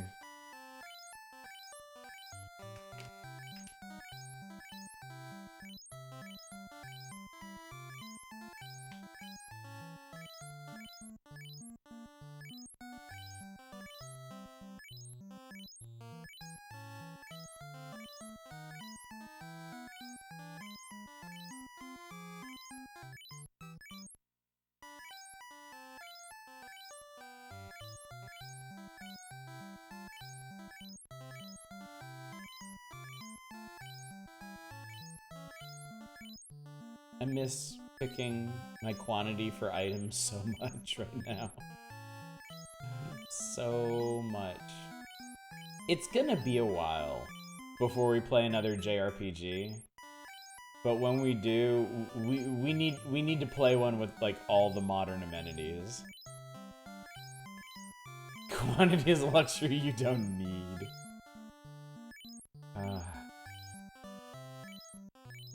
Take a nap right now.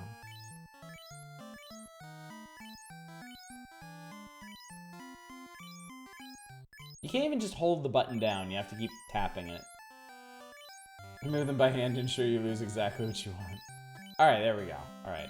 We're full up.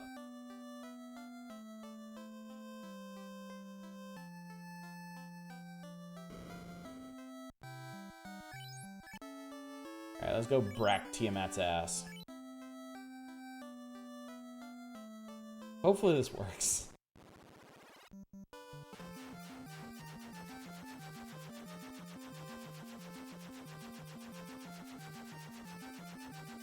Buy each bed at the end for each party member. Make individual sleeping arrangements. Do it.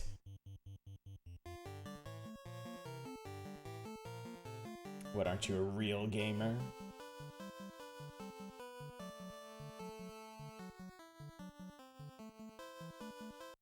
Alright. Tent. Have I used a single house this entire game? Or just, do I only use tents? Come on, man. First floor. Seriously. Come on.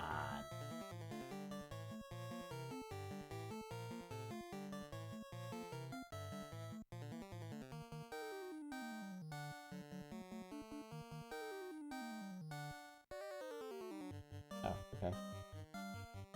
Sure, why not?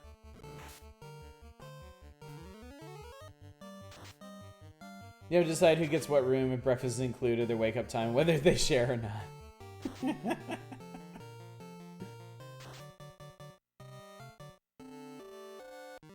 Hooray! Vampires defeated. Vampires were worth a lot of money, thankfully. I guess because they technically were a boss.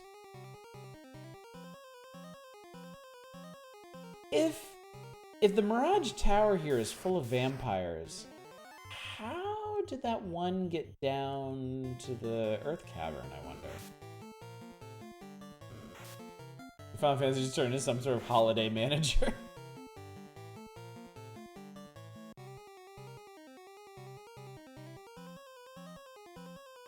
I wonder if there are any, like, yeah, like travel guide simulators or something. Seems like it'd be... Seems like that'd be good for like a visual novel. Pretty good way to set up a visual novel.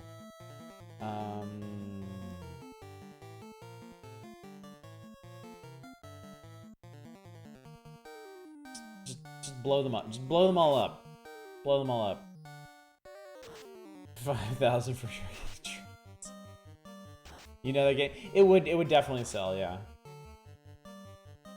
What is it? What is it that makes those simulators sell? I'm like really curious what it is that makes them so captivating. Like, I enjoy a good simulator, but like, I don't think we're talking about good simulators really. The player clearly hasn't lost the will to live.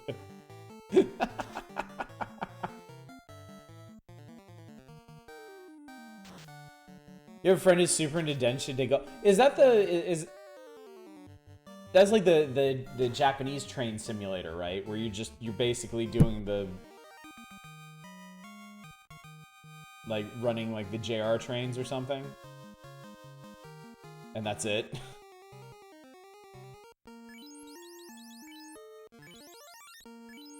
Each individual train line is the price of a new game. I don't get it.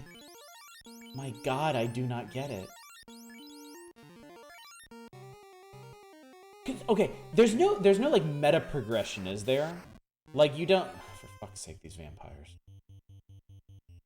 Like you don't like rank up and like earn new routes or anything, do you? Like what? Like think it's just score based, not sure to be honest. Like, I get something like Euro Truck Simulator and American Truck Simulator because it's meta progression. You're basically running your own transport company. And so every time you deliver something, you know, you're making money and expanding your company and whatnot. The ones where it's just, you're working as just like a 9-to-5 train guy, I don't get that. People in the train hobby are used to paying those kinds of prices for their toys. Have you ever met a physical train? My dad had a train table when I was a kid. But you know, like, a huge part of that was just the building of it. Was the craftsmanship involved, you know?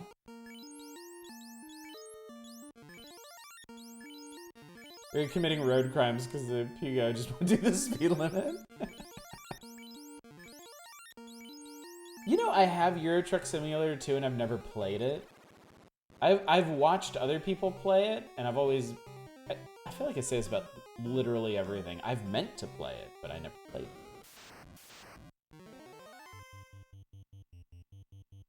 I have every intention of playing it one of these days. Euro Truck Simulator 2 is great, I stand by. I mean, it looks great. It legit sounds fun to me. Because there's meta progression. Because there's a greater point to everything that you're doing.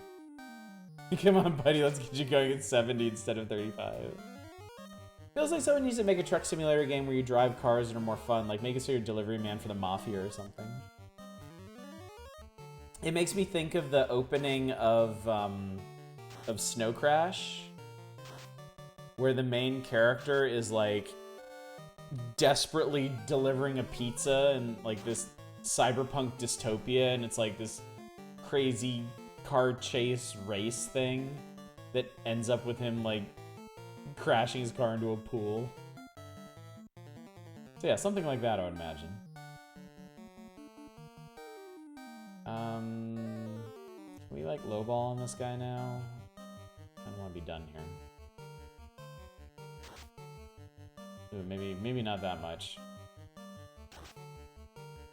Okay. Okay, that actually ended up working out. Operation Barbosa Logistics Simulator.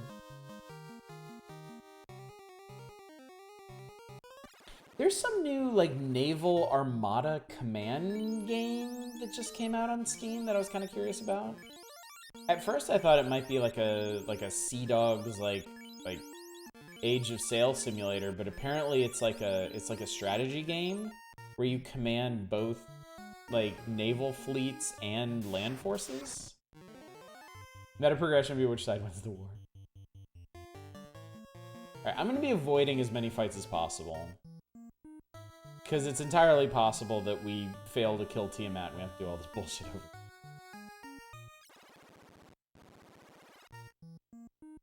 Something you're driving long distances to pick up and drop off deliveries, and meta progression is your money and character. No! Do not want. Not interested. No. No.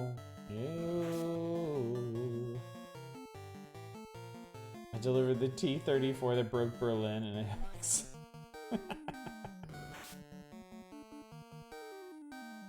Yeah.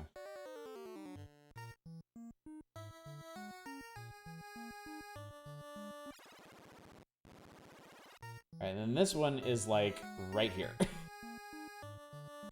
So fortunately, the path... Oh, for fuck's sake.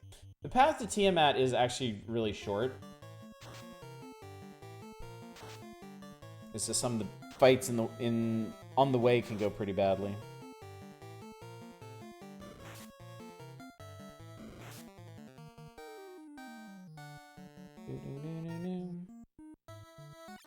Alright, floor 4 of this place is a giant maze. And I have always gotten lost in here. Like, every single time. It is, as far as I know, a very simple maze, but for some reason, like... Oh, come on!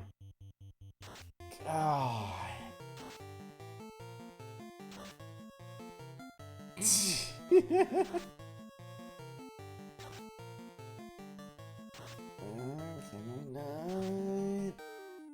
Fucking not here. Oh my god, every single one of them is gonna cast fire too. Every single bastard one of them is gonna cast fire too. And then Medusa's gonna try to turn people. So, yep, all 4 of them. 4 rounds of this shit. Alright. Let me go.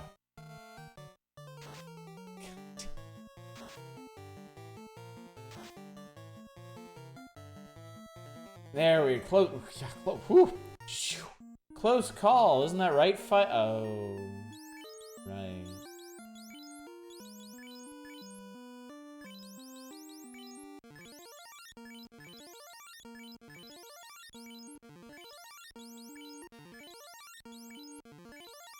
Maybe the reason I always get lost in here is because I get attacked and then I forget if I was going down or left.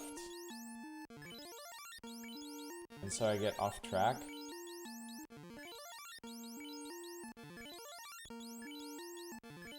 I think I want to go left again. Or right, sorry. Okay. Not making a very good case for myself here.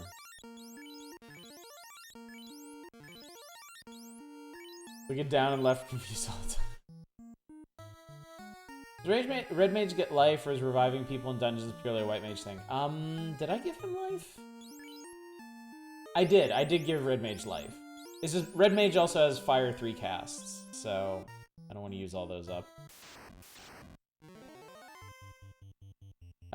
Air.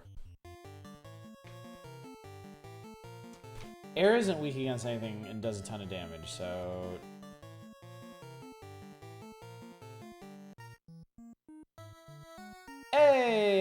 Hey! Hey! Alright, this is it. Top floor. We basically have to cross a giant bridge, whereupon Warmech may attack us. At the other end is Tiamat. Time to die! Okay. Ew. Ew, these are nasty. Yeah, case in point. I'm gonna try and get rid of these things as fast as possible. They are not nice.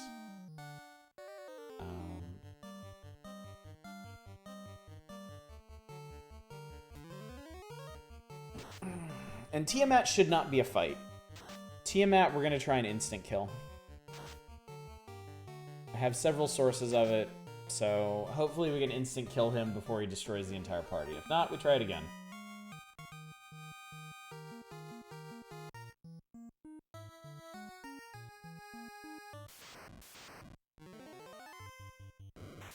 What the fuck is a Naucho doing up here? On the sky bridge at the roof of the world. Like, dude, what the fuck?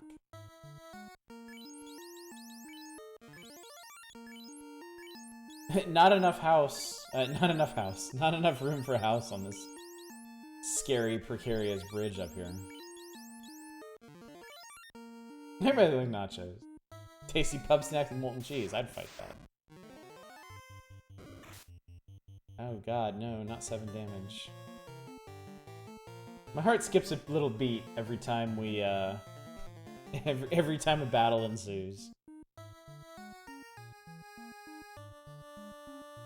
Alright, we made it. Is there anything else I can do to prepare for this? Yes. I don't know if 1 hit point is going to make the difference on all of these. Probably not, but... Lightning erupts from the Fiend's ball. Ow, so you have come this far. I, Tiamat, the Fiend of the Wind, will now put an end to your adventure. And there's Tiamat. Tiamat has many heads. Tiamat has lots and lots and lots and lots of heads.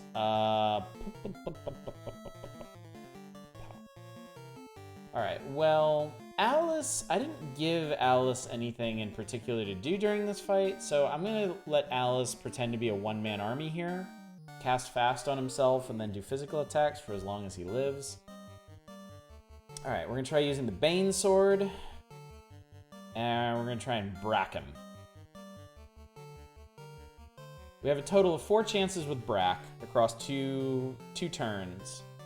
M can use the Bane Sword as long as M stays alive, so let's see what happens.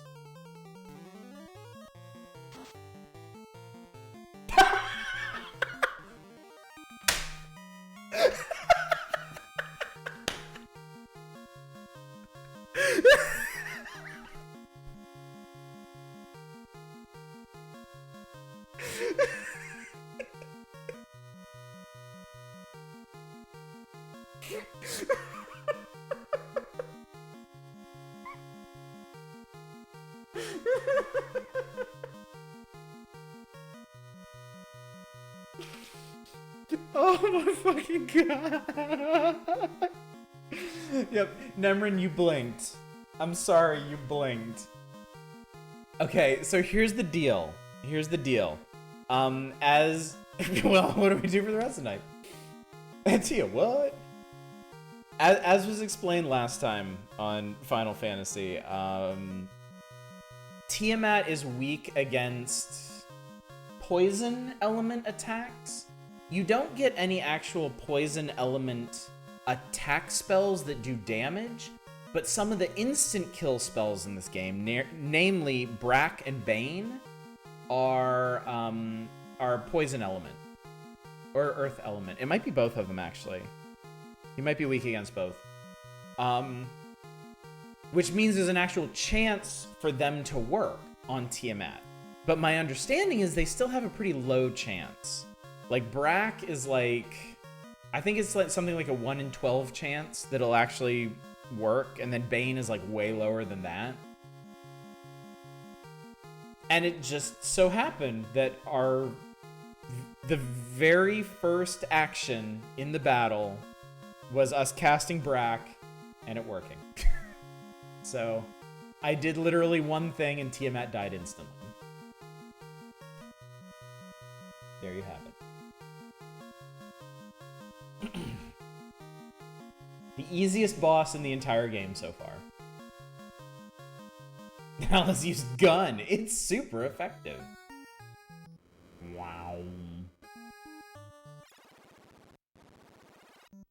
All right, we're done here.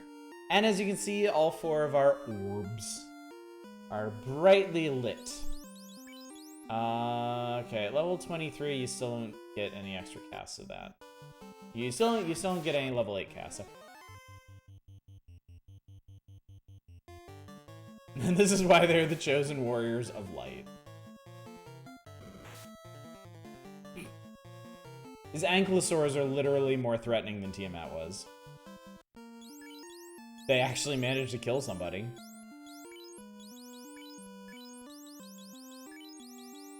Oh, that's right, Cure 4. Oh, that's right, Cure 4 is a full cure.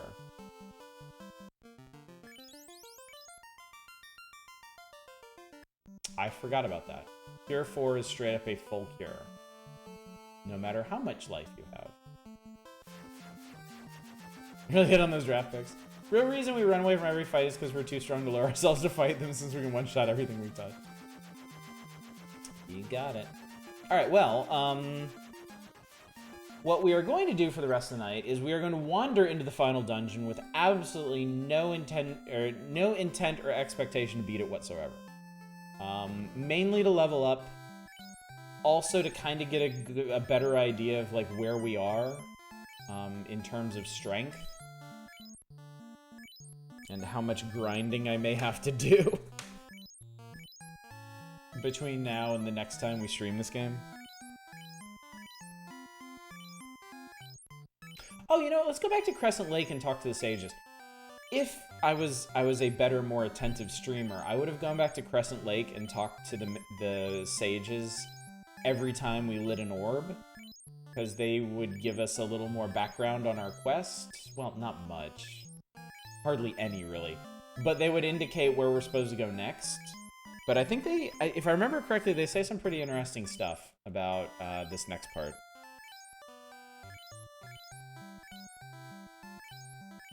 Place your bets, folks. Is he going to inadvertently one-shot everything we find? No. No. There's no reason to even open up a bet on that. There's no chance. There's absolutely no chance. I mean, if I'm in good shape, I will go through the Fiends again. Well, I don't know about Carrie. Carrie's still gonna be a problem, because I don't think Carrie picked up any elemental weaknesses since the last time we saw her. She's probably gonna be the biggest problem. Because Lich and Kraken we can nuke out. Tiamat, I think you can still cheese him, but in a different way. I think you need Stop to cheese him down there. And I don't have anything for chaos. I ain't got nothing.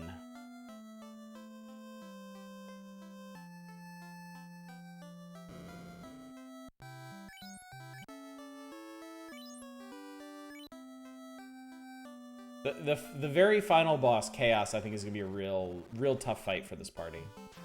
Because he is resistant to all magic. Everything. Oh, I said I was gonna go to Crescent Lake. Unrelated, anyone else suddenly realized we're halfway through the month and there's no option to spend coins for community night in May? I keep remembering that, and then not remembering to actually open the thing up.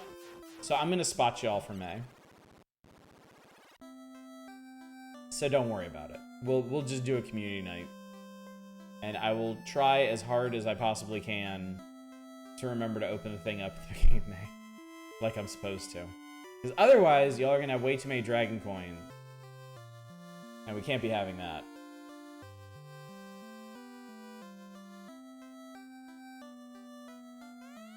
I'm Lucan. Now all legends and prophecy will be fulfilled. Our path has been decided. 400 years ago, we lost control of the wind. 200 years later, we lost the water. Then the earth and fire followed. The powers that bind this world are gone. Must use force only for just purposes. Actually, I wonder if you'd opted not to, because we're not going to be moving. It's very unlikely we'll be moving in May. June is probably when that's going to happen.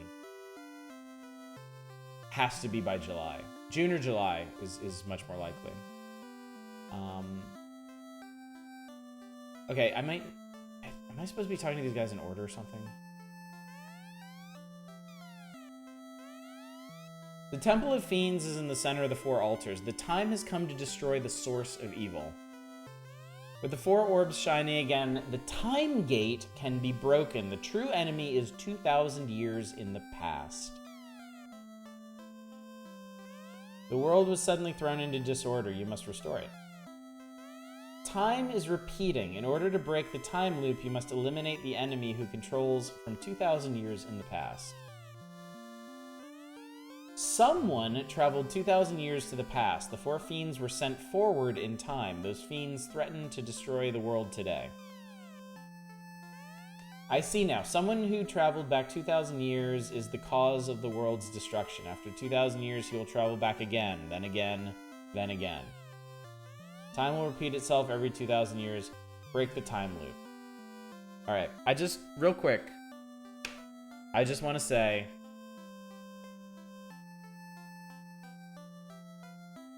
I have no idea why they decided to go with... Hey, stop that.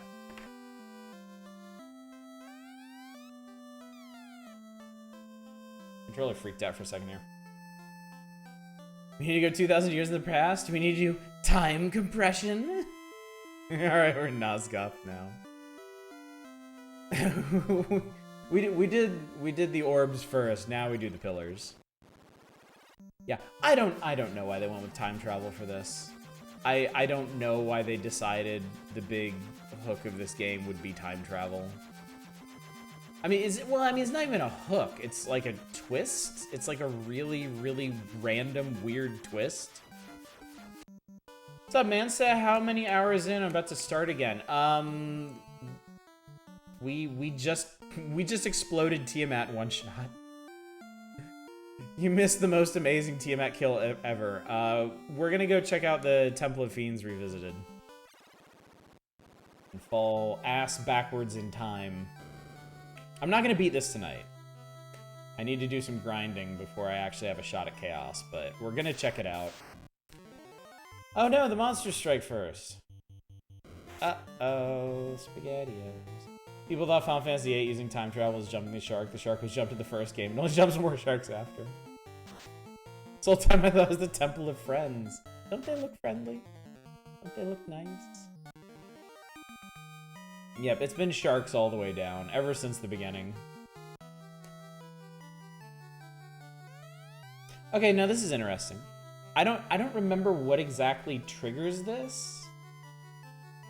But a while back, I think it was when we were in Lefane, they mentioned that their Sky Warriors were turned into bats. Well, they're the bats in the Temple of Fiends. And they give you a little bit more backstory on what's going on. You must travel back in time 2,000 years. Now with the orbs shining, stand in the time gate. Four Fiends' power was rooted 2,000 years ago. The real enemy is in that time. When the four orbs cover the black orb in the center of the palace, the time gate can open. We are the 5 lost Sky Warriors. 400 years ago, we battled against the cause of the world's destruction. There's nothing here. Last time you played through was when you were 12, back when this came out. Wow, dude. Wow. Yeah, I played through this again when I was in college, I think. I've beaten this game twice. I'm using an all-mage party, and I've never beaten it with one of those, and it's actually really hard. Both times before, I used very traditional parties. Help! Fiend's curse turned us into bats, with the orbs shining anew. Once again, we can speak. Get the fuck out of my way. The 4 orbs now cover the black orb. To take a step forward is to go back 2,000 years in time.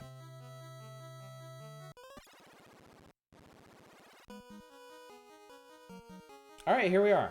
This is the Temple of Fiends 2,000 years ago. Super important note about this. The only way out of here is with exit.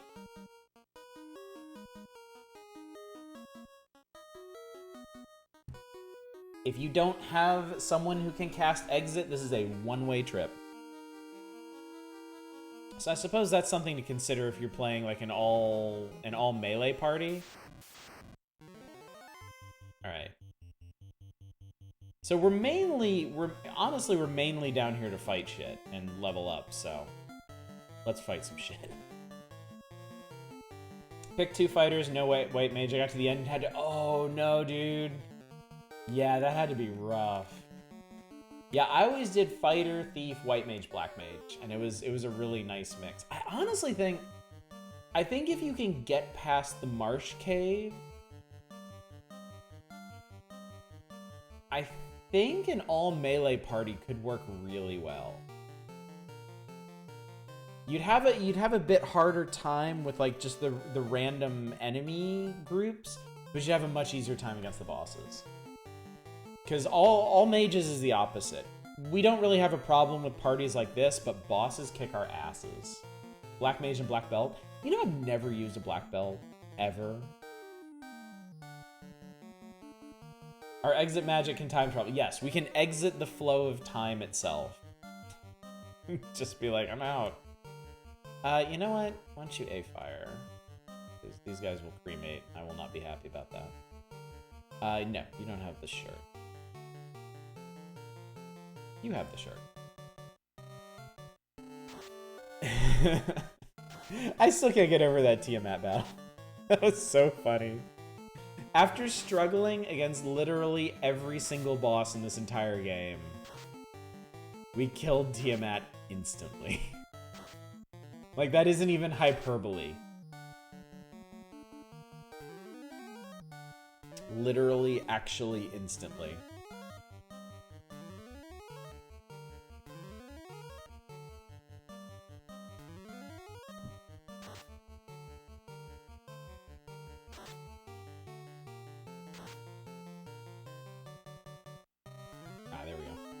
I knew there was another cast in there somewhere. Ah, it still wasn't enough. Damn.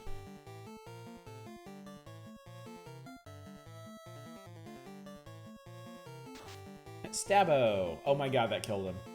They're still using silver knives. I still haven't gotten them cat claws. I will before I attempt the end of this game, but yeah.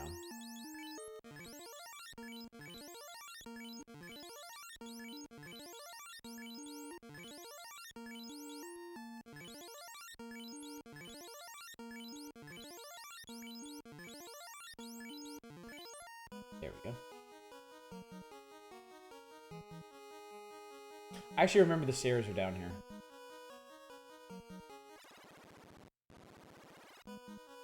So we go up. And then we we have to go back down? Playing through 1 to 6. Oh, dude. Good choice. Good choice. Oh, fuck. This may be a very swift end to this adventure. Gas dragons are no bueno.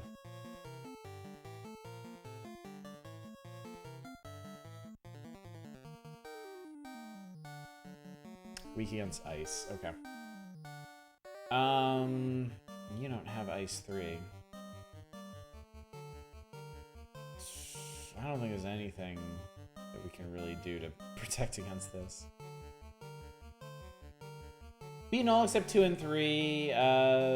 3, 4 through 5 on your PS1. Your save got corrupted. Ah, that sucks. That sucks. Yeah, this is the original cartridge. I'm playing this on my original Nintendo right now. I have the original cartridges for 4 and 6 on Super Nintendo. You know, American 2 and 3. I've tried to play 2 and 3, and I don't really like them, and I have just never played 5. Like, there's not a particular reason, I just haven't gotten around to it.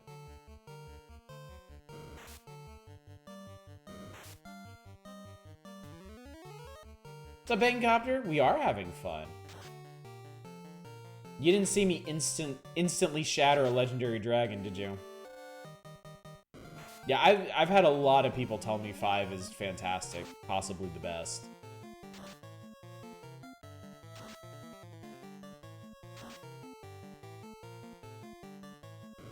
I cannot believe they didn't use poison gas.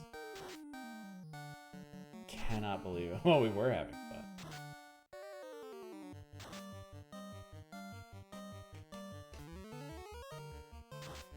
This better do it. Just so gutted when your save was corrupted, I've never gone back. Dude, okay, so the last time, I think it was the last time that I went to play through Final Fantasy VI. I did not know about all the bugs in that game, and I was on track to, I was grinding out all the magic on everybody. I was leveling everybody up to the maximum. I was doing everything. And then I used Sketch. I used Realm's Sketch ability in the wrong place, and it wiped the saves. So I actually haven't replayed 6 since that happened. Like 3 a lot. Part of that might be played on 3DS, had some story added to it, / potential. I mean, I played on 3DS as well, and I think I mentioned this before. I got to the dungeon where the gimmick was that you need to shrink and grow. And I just didn't care anymore. I ceased to care at that point. Yep. I know that bug was famous now. I sure do. Oh, this is not where I thought I was. I don't actually know where I was. Where I am.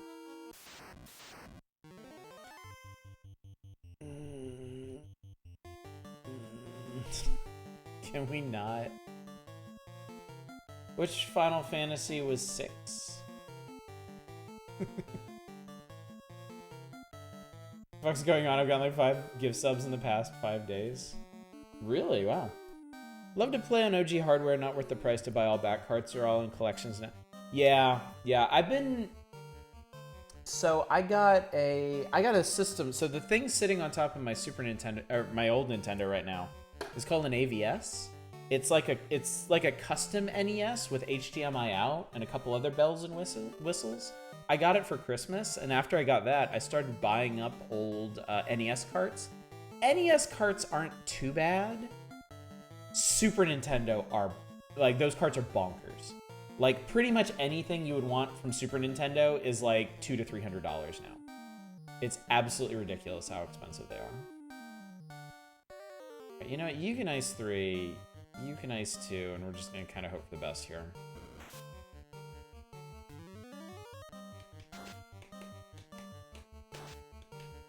Get an original Super Metroid. Okay, there goes poison. Okay, the ribbons actually really helped there. So maybe gas dragons won't be the absolute end of us.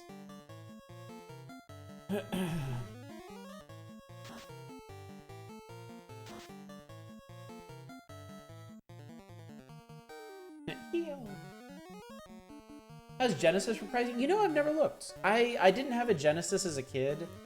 I have all the Genesis games that they put on Steam, so it's not really something that I've looked into. But that's actually a really good question. Waiting for you to break in those gold cartridges for the N64. I need an N64 to play them, and I'm kind of I'm honestly kind of preoccupied right now with the analog Super NT on the way. Oh, come on, you dick. Paid $100 for Final Fantasy III when it launched. Love that game. I do too. It's my favorite. It's by far my favorite Final Fantasy. I adore that game. And sadly, it was the one I took as good a care as anybody could of their games. Final Fantasy III on the Super Nintendo was the only one I lost, because I lent it to a very unreliable friend, and he never returned it. So the copy of Final Fantasy 3/6 that I have now is not the original.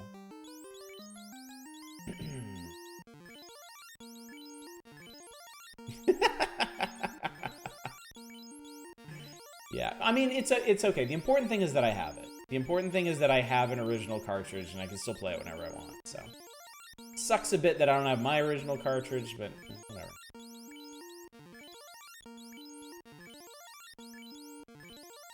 At least I didn't have to get the PlayStation version with the awful loading times, or the modern versions that are ported from mobile and look like ass. I love this 3-second music loop game. I forgot about this. This is the first boss. Phantom does not have a lot of hit points. I feel like I say this all the time. Phantom does not have a lot of hit points, but it has some really awful spells that it can cast.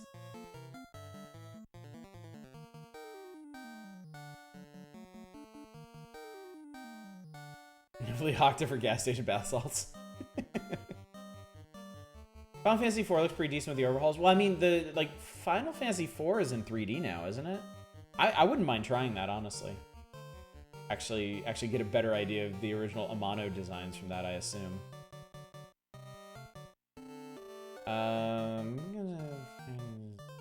Not a fan of the remakes, me neither. Not really. I'm gonna arm for this asshole. Actually, you know what? Fuck it. This guy's probably one of the most dangerous things we're gonna see down here. I'm just gonna blow him up.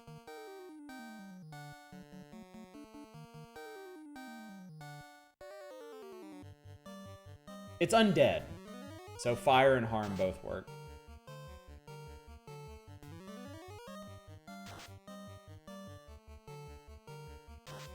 Okay, that's fine.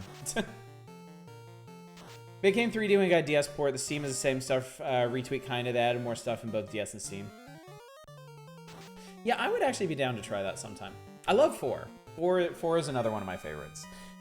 4, 6, and 10 are like my top 3, not in that order. Like, you get 1 XP, you get 1 gold, you get fucking nothing. Get the hell out of here. They're what? They're voice acted?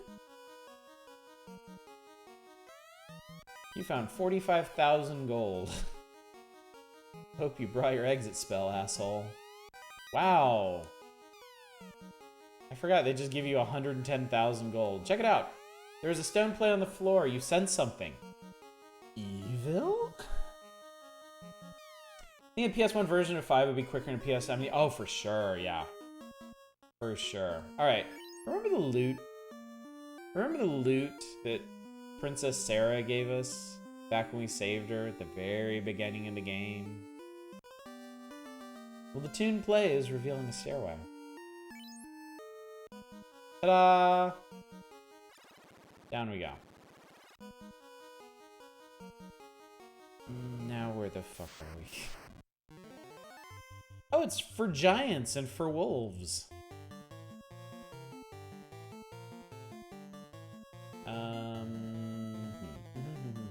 Oh, we need to A-ice this, so I don't take a ton of damage from. I think Fire 2 will do the trick here. You don't. Who did I give it to? Yeah, it's Alice. Yeah, you have the oh my god, I'm an idiot. I totally forgot I did that. You have the mage staff now. I can't believe they voice acted. I don't know. I will say Final Fantasy IV on Super Nintendo is like some of my favorite pixel art, like, ever. Like, ever. It's not as detailed as 6. It's not quite as evocative. But there's something, like, really, really charming about it. Yeah, ever. I really like the art in 4 and 6. I love it. I adore it. Crispin Freeman is Kane, Cecil's Yuri Lowenthal, Rose is Karen Strassman. Kane is Liam O'Brien. Whoa, really? Wow, that's actually pretty cool.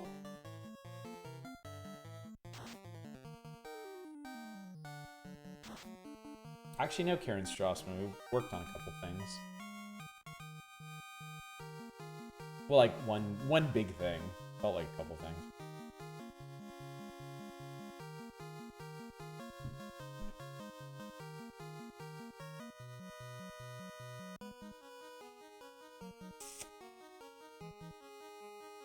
I don't remember where the stairs out of here are. I don't remember how to leave. I don't remember if it's in one of these rooms or not. Probably not. Probably one of the corners. I have a fancy SNES flashcard. I'd like to try some MSU hacks as well. Oh, dude, I want to get flashcards for these systems so bad. There are a bunch of things that I want to play.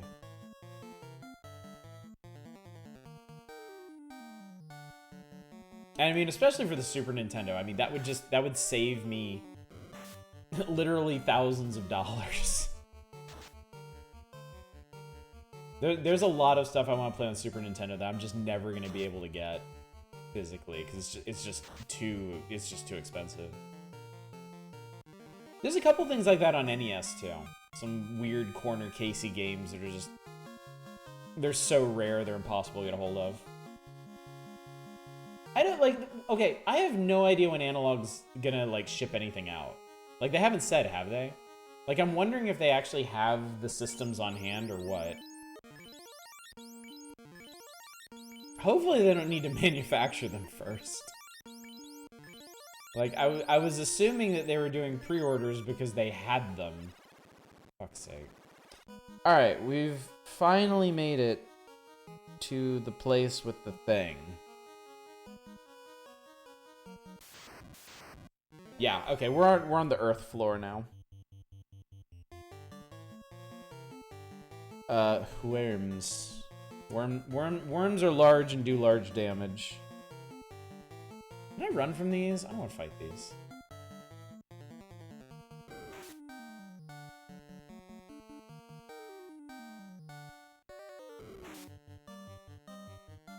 Alright, that's a big old nope. I think most of the encounters in here you can't run from. This is gonna suck, actually. Or just don't give a shit if you're some noble turd bag on a sand planet. Do you use the maps at all, or is that it? That's not cheating? Are you kidding? I'm using my old Nintendo Power strategy guide, dude. Look at the maps in here. Actually, the thing about this, Nintendo Power decided to be really coy with the final dungeon, and they blanked out a bunch of rooms and deleted the stairs. So you only have a general idea of how the dungeon's laid out. I really should be looking online for the map for these places, but I'm gonna be wandering around in here in a lot just trying to level up, so. NBD. Yeah, that one too? Nice. I still have all my old Nintendo Powers, and I am never letting them go, ever. Ever, ever, ever.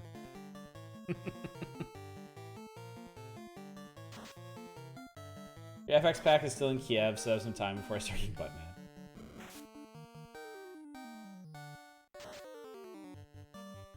Putin sending loads of troops to the Ukraine. Ew. Well, hopefully that doesn't interfere with your game pack. Nintendo Power make me have to become my own cartographer. I want to do that and play wizardry. Yeah, that wasn't bad. That was a pretty okay hit.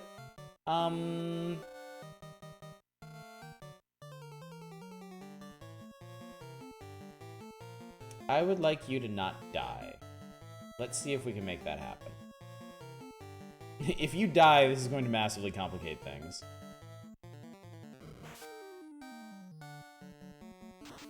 Chapo.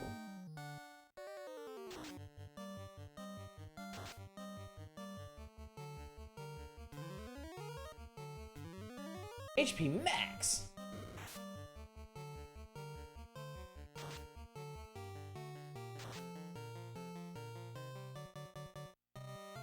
Oh, okay, we are close. I was about to say, these things have like 450 hit points. Jesus Christ, Alice. That's how you do it.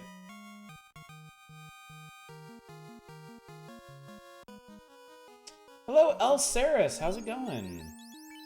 How are you doing tonight? Wow, okay. Okay, that's black. That's blocked off. Oh, I'm still on 4. Oh, wow, okay. I was wrong. This place isn't 8 floors because you have to do the first 3 floors like multiple times.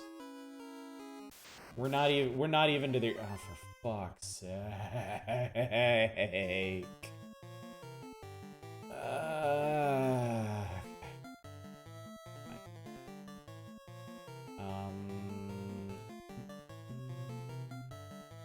Okay, you have an extra fast. Alright, go fast. Must go faster. I'm currently holding a spatula. I ain't gonna fuck with you then. I know better than that.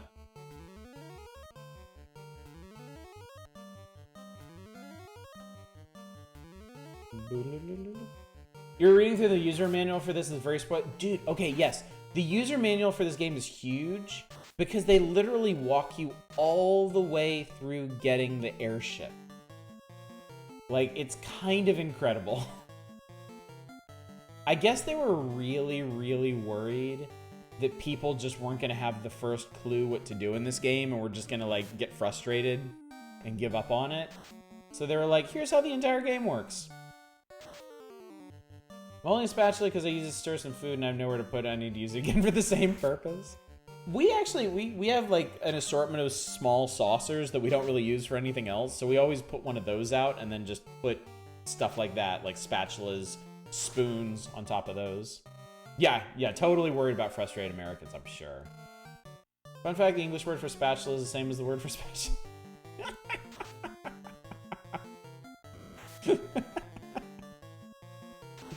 Suddenly it all makes sense.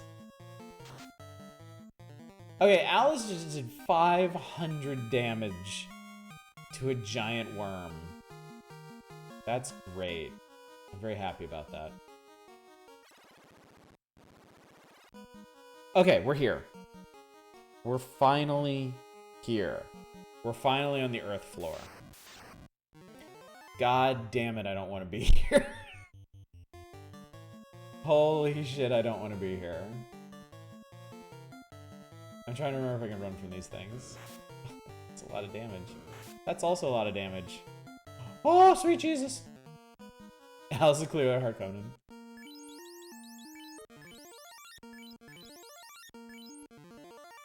Yeah, that hurt.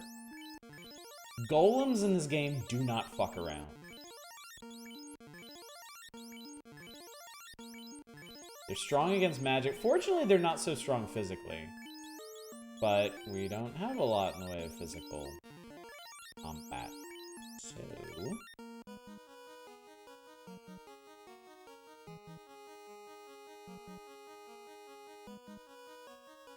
T-Rexed.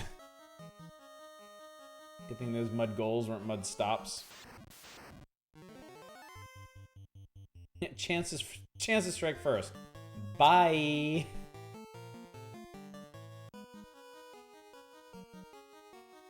Okay, so I do remember how this floor works. You have to go all the way around the outside. Earth!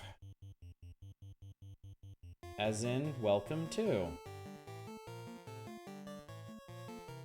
Hashtag mud goals. Okay, that's pretty good. Alright, we're gonna explode these guys, because I don't need them doing a ton of damage to me.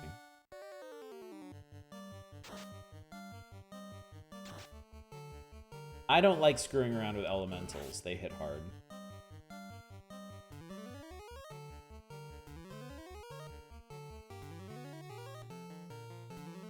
Leave them alone, they're just citizens of Mudgolia.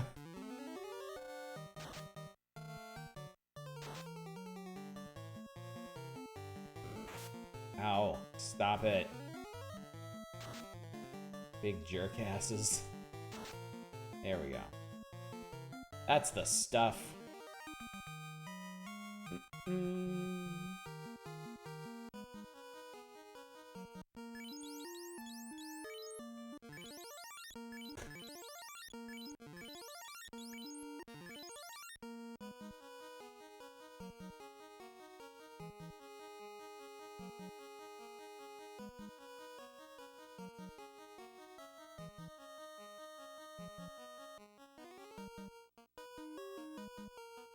Wait a second.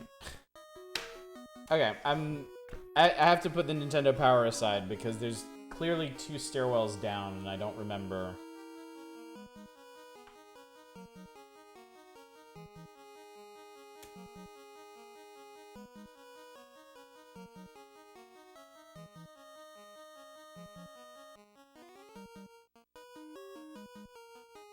I super don't remember how this one works.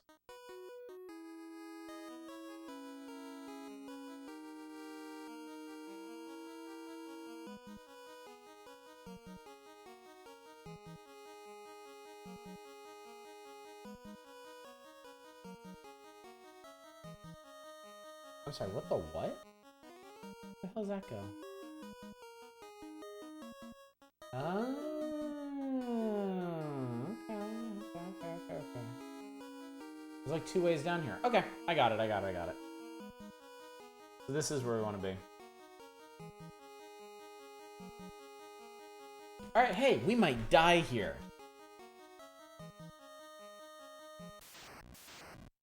Hey, look who it is! I remember this guy. So this guy actually learned some new tricks that could cause us a lot of problems. Depending on how this goes down.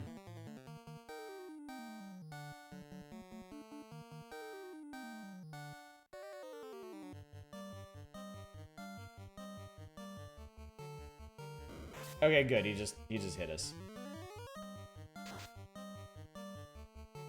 Wow, that was like the worst possible roll on that. Wow, these are all really bad.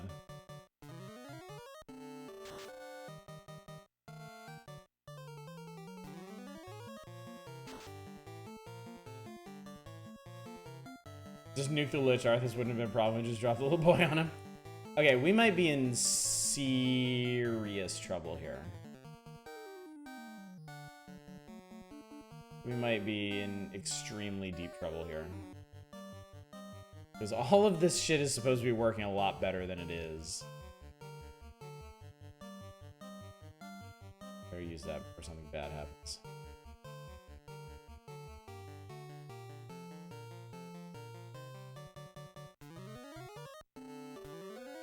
Proverbial deep doo-doo. Yeah. Yeah, I was expecting him to actually take, like, vulnerable damage from these spells, and it's not happening. And this guy has a lot of HP.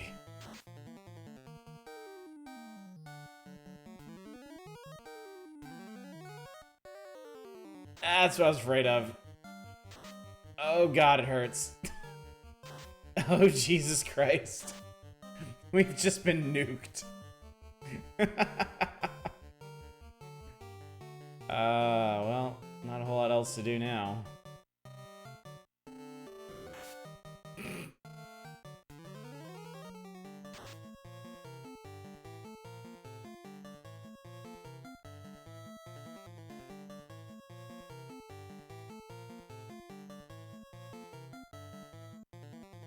Yeah, he heard you. He dropped the little boy on us. Well, tactical horny bunk.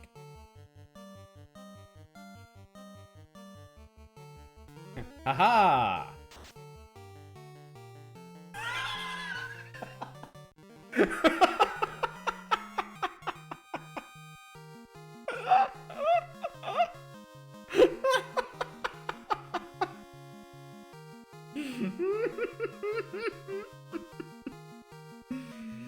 Oh my god. Okay. Slight problem here. The person with exit is dead. And I can't warp. I have no uses of warp left, so we did it. However, we're stuck down here forever. So yeah.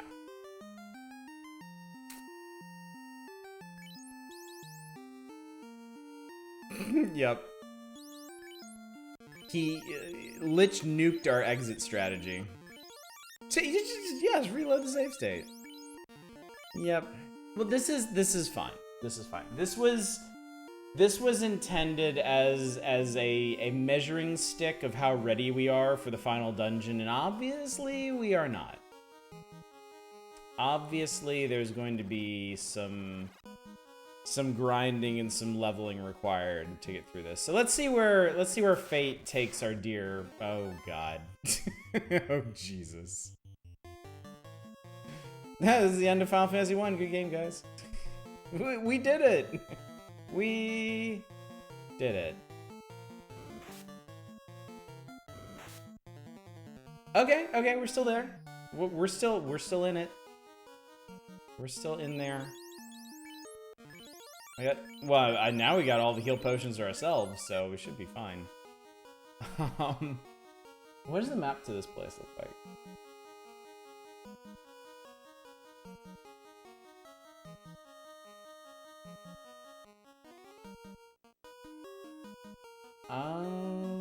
Okay, you just go. Okay, you go up and around.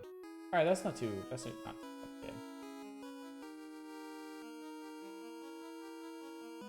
Can't you revive the egg? No. The exit dude is also the revive dude. I can't use any magic on dead people. Nope. No Phoenix Downs in the original. Very curious about the nuke spell. You will see it eventually. We will get there eventually. Had to exit after each of the bosses, as I remember. I think you have to fight the bosses every time.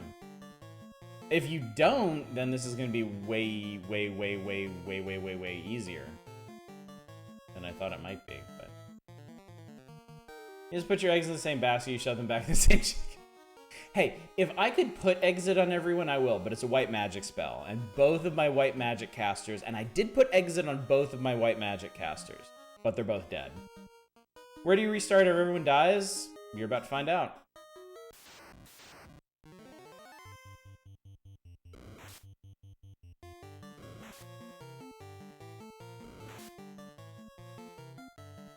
Because the only place we can go from here is down.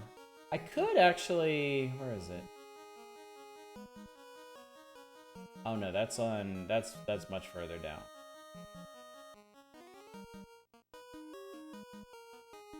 Start Elbra.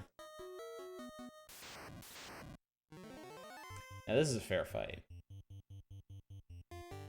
I have no more slow 2 casts. Nothing.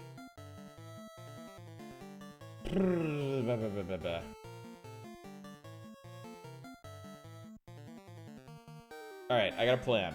I got this. We're gonna cast Hold. Hold will definitely work. No, we'll just die instantly. Fist party perished.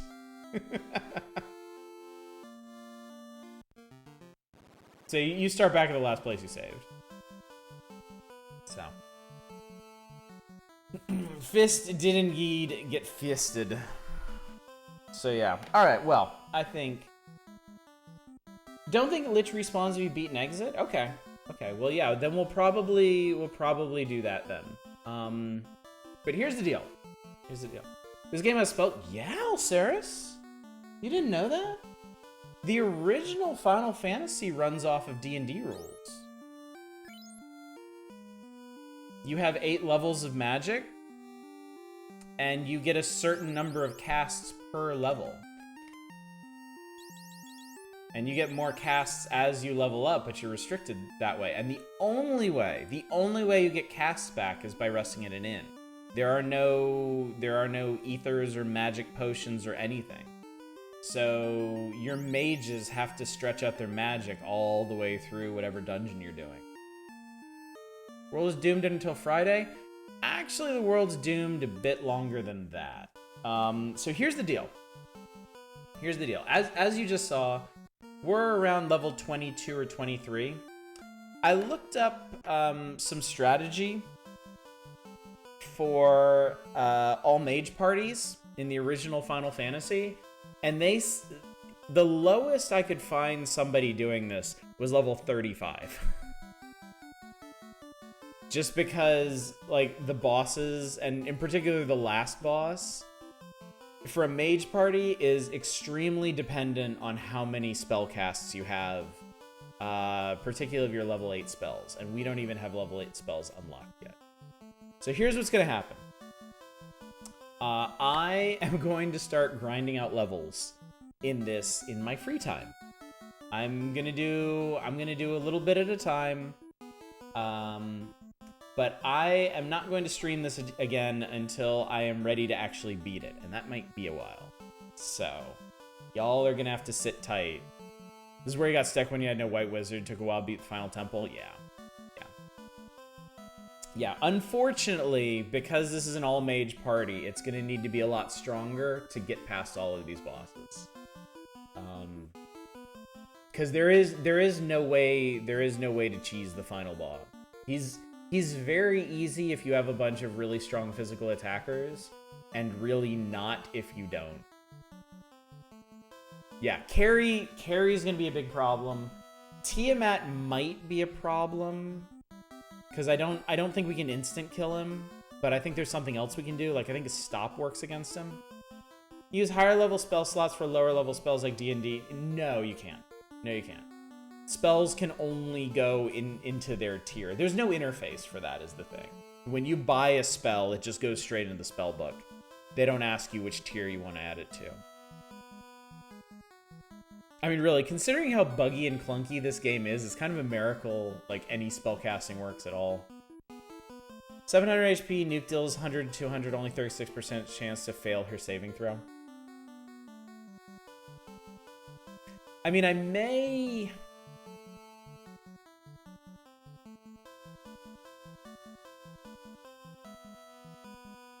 I'll try not to do the bosses without y'all, because I think we have the full 3 hours for a stream. And if I know I can get through them,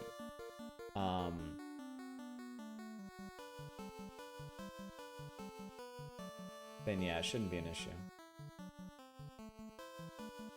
Yeah, yeah, a lot of the spells definitely don't work. That's very true, Psycho Rider. We've talked about that at length. I know from the fact that I don't play 5th edition. Alright, so here's the deal. Here's the schedule for the rest of this week. Tomorrow night, Thursday, I'm going to be back on Heaven's Vault, seeking out additional ruins and strange squigglies to interpret.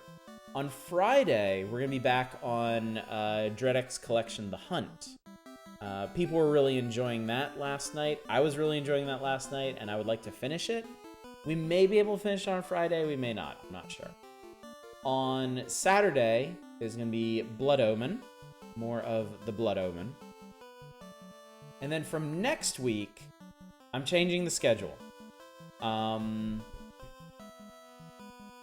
What? From next week, I'm changing the schedule. Monday, Wednesday, Friday is going to be indie games. So that's going to be your Heaven's Vault. That's gonna be Donut County and Yonder after we finish. It's still gonna be community nights and indie variety nights and stuff like that. Tuesday, Thursday, Saturdays are going to be retro nights, which they've kind of been so far. But I'm actually going to continue. I'm going to be continuing Blood Omen on Tuesdays and Thursdays and Saturdays until I finish it. Because I've really been enjoying that game, and it's kind of hard to keep up with when you're only playing it once a week. And somewhere in there, if I get to a point where I am confident that I can beat this game, we'll do the Final Fantasy stream. The Final Fantasy stream. So yeah, that's the plan. So let us then journey forth and find somebody to raid tonight. Someone that we can share our triumphs and travails with. What's going on? What's going on tonight? Tap.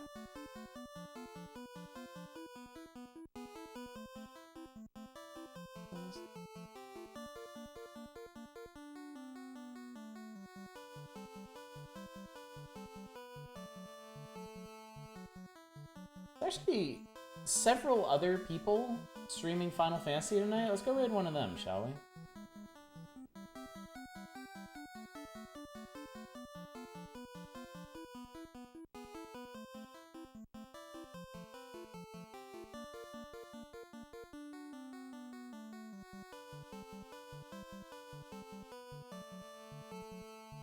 Okay, here's somebody doing randomizer practice. We'll go hang out with them. How about that? You're gonna start your first playthrough in 30 years. I think I'll go to the Paladin's party this time. Good idea, the Mansta. And thanks for coming out. It was nice to meet you. Perhaps we will see you again sometime. Anyway, gang, thanks again for coming out. Thanks for joining me on this adventure. This will end. There will come an end to Final Fantasy, but it's gonna be a little while before that. But I'm glad y'all have been enjoying it. And there's plenty more old NES games that we're gonna be checking out once we're past Blood Omen. So, what was that? Mansa, thank you for the follow. Appreciate it. All right, gang. Hopefully, I will see you tomorrow night for Heaven's Vault. Until then, as always, y'all take care.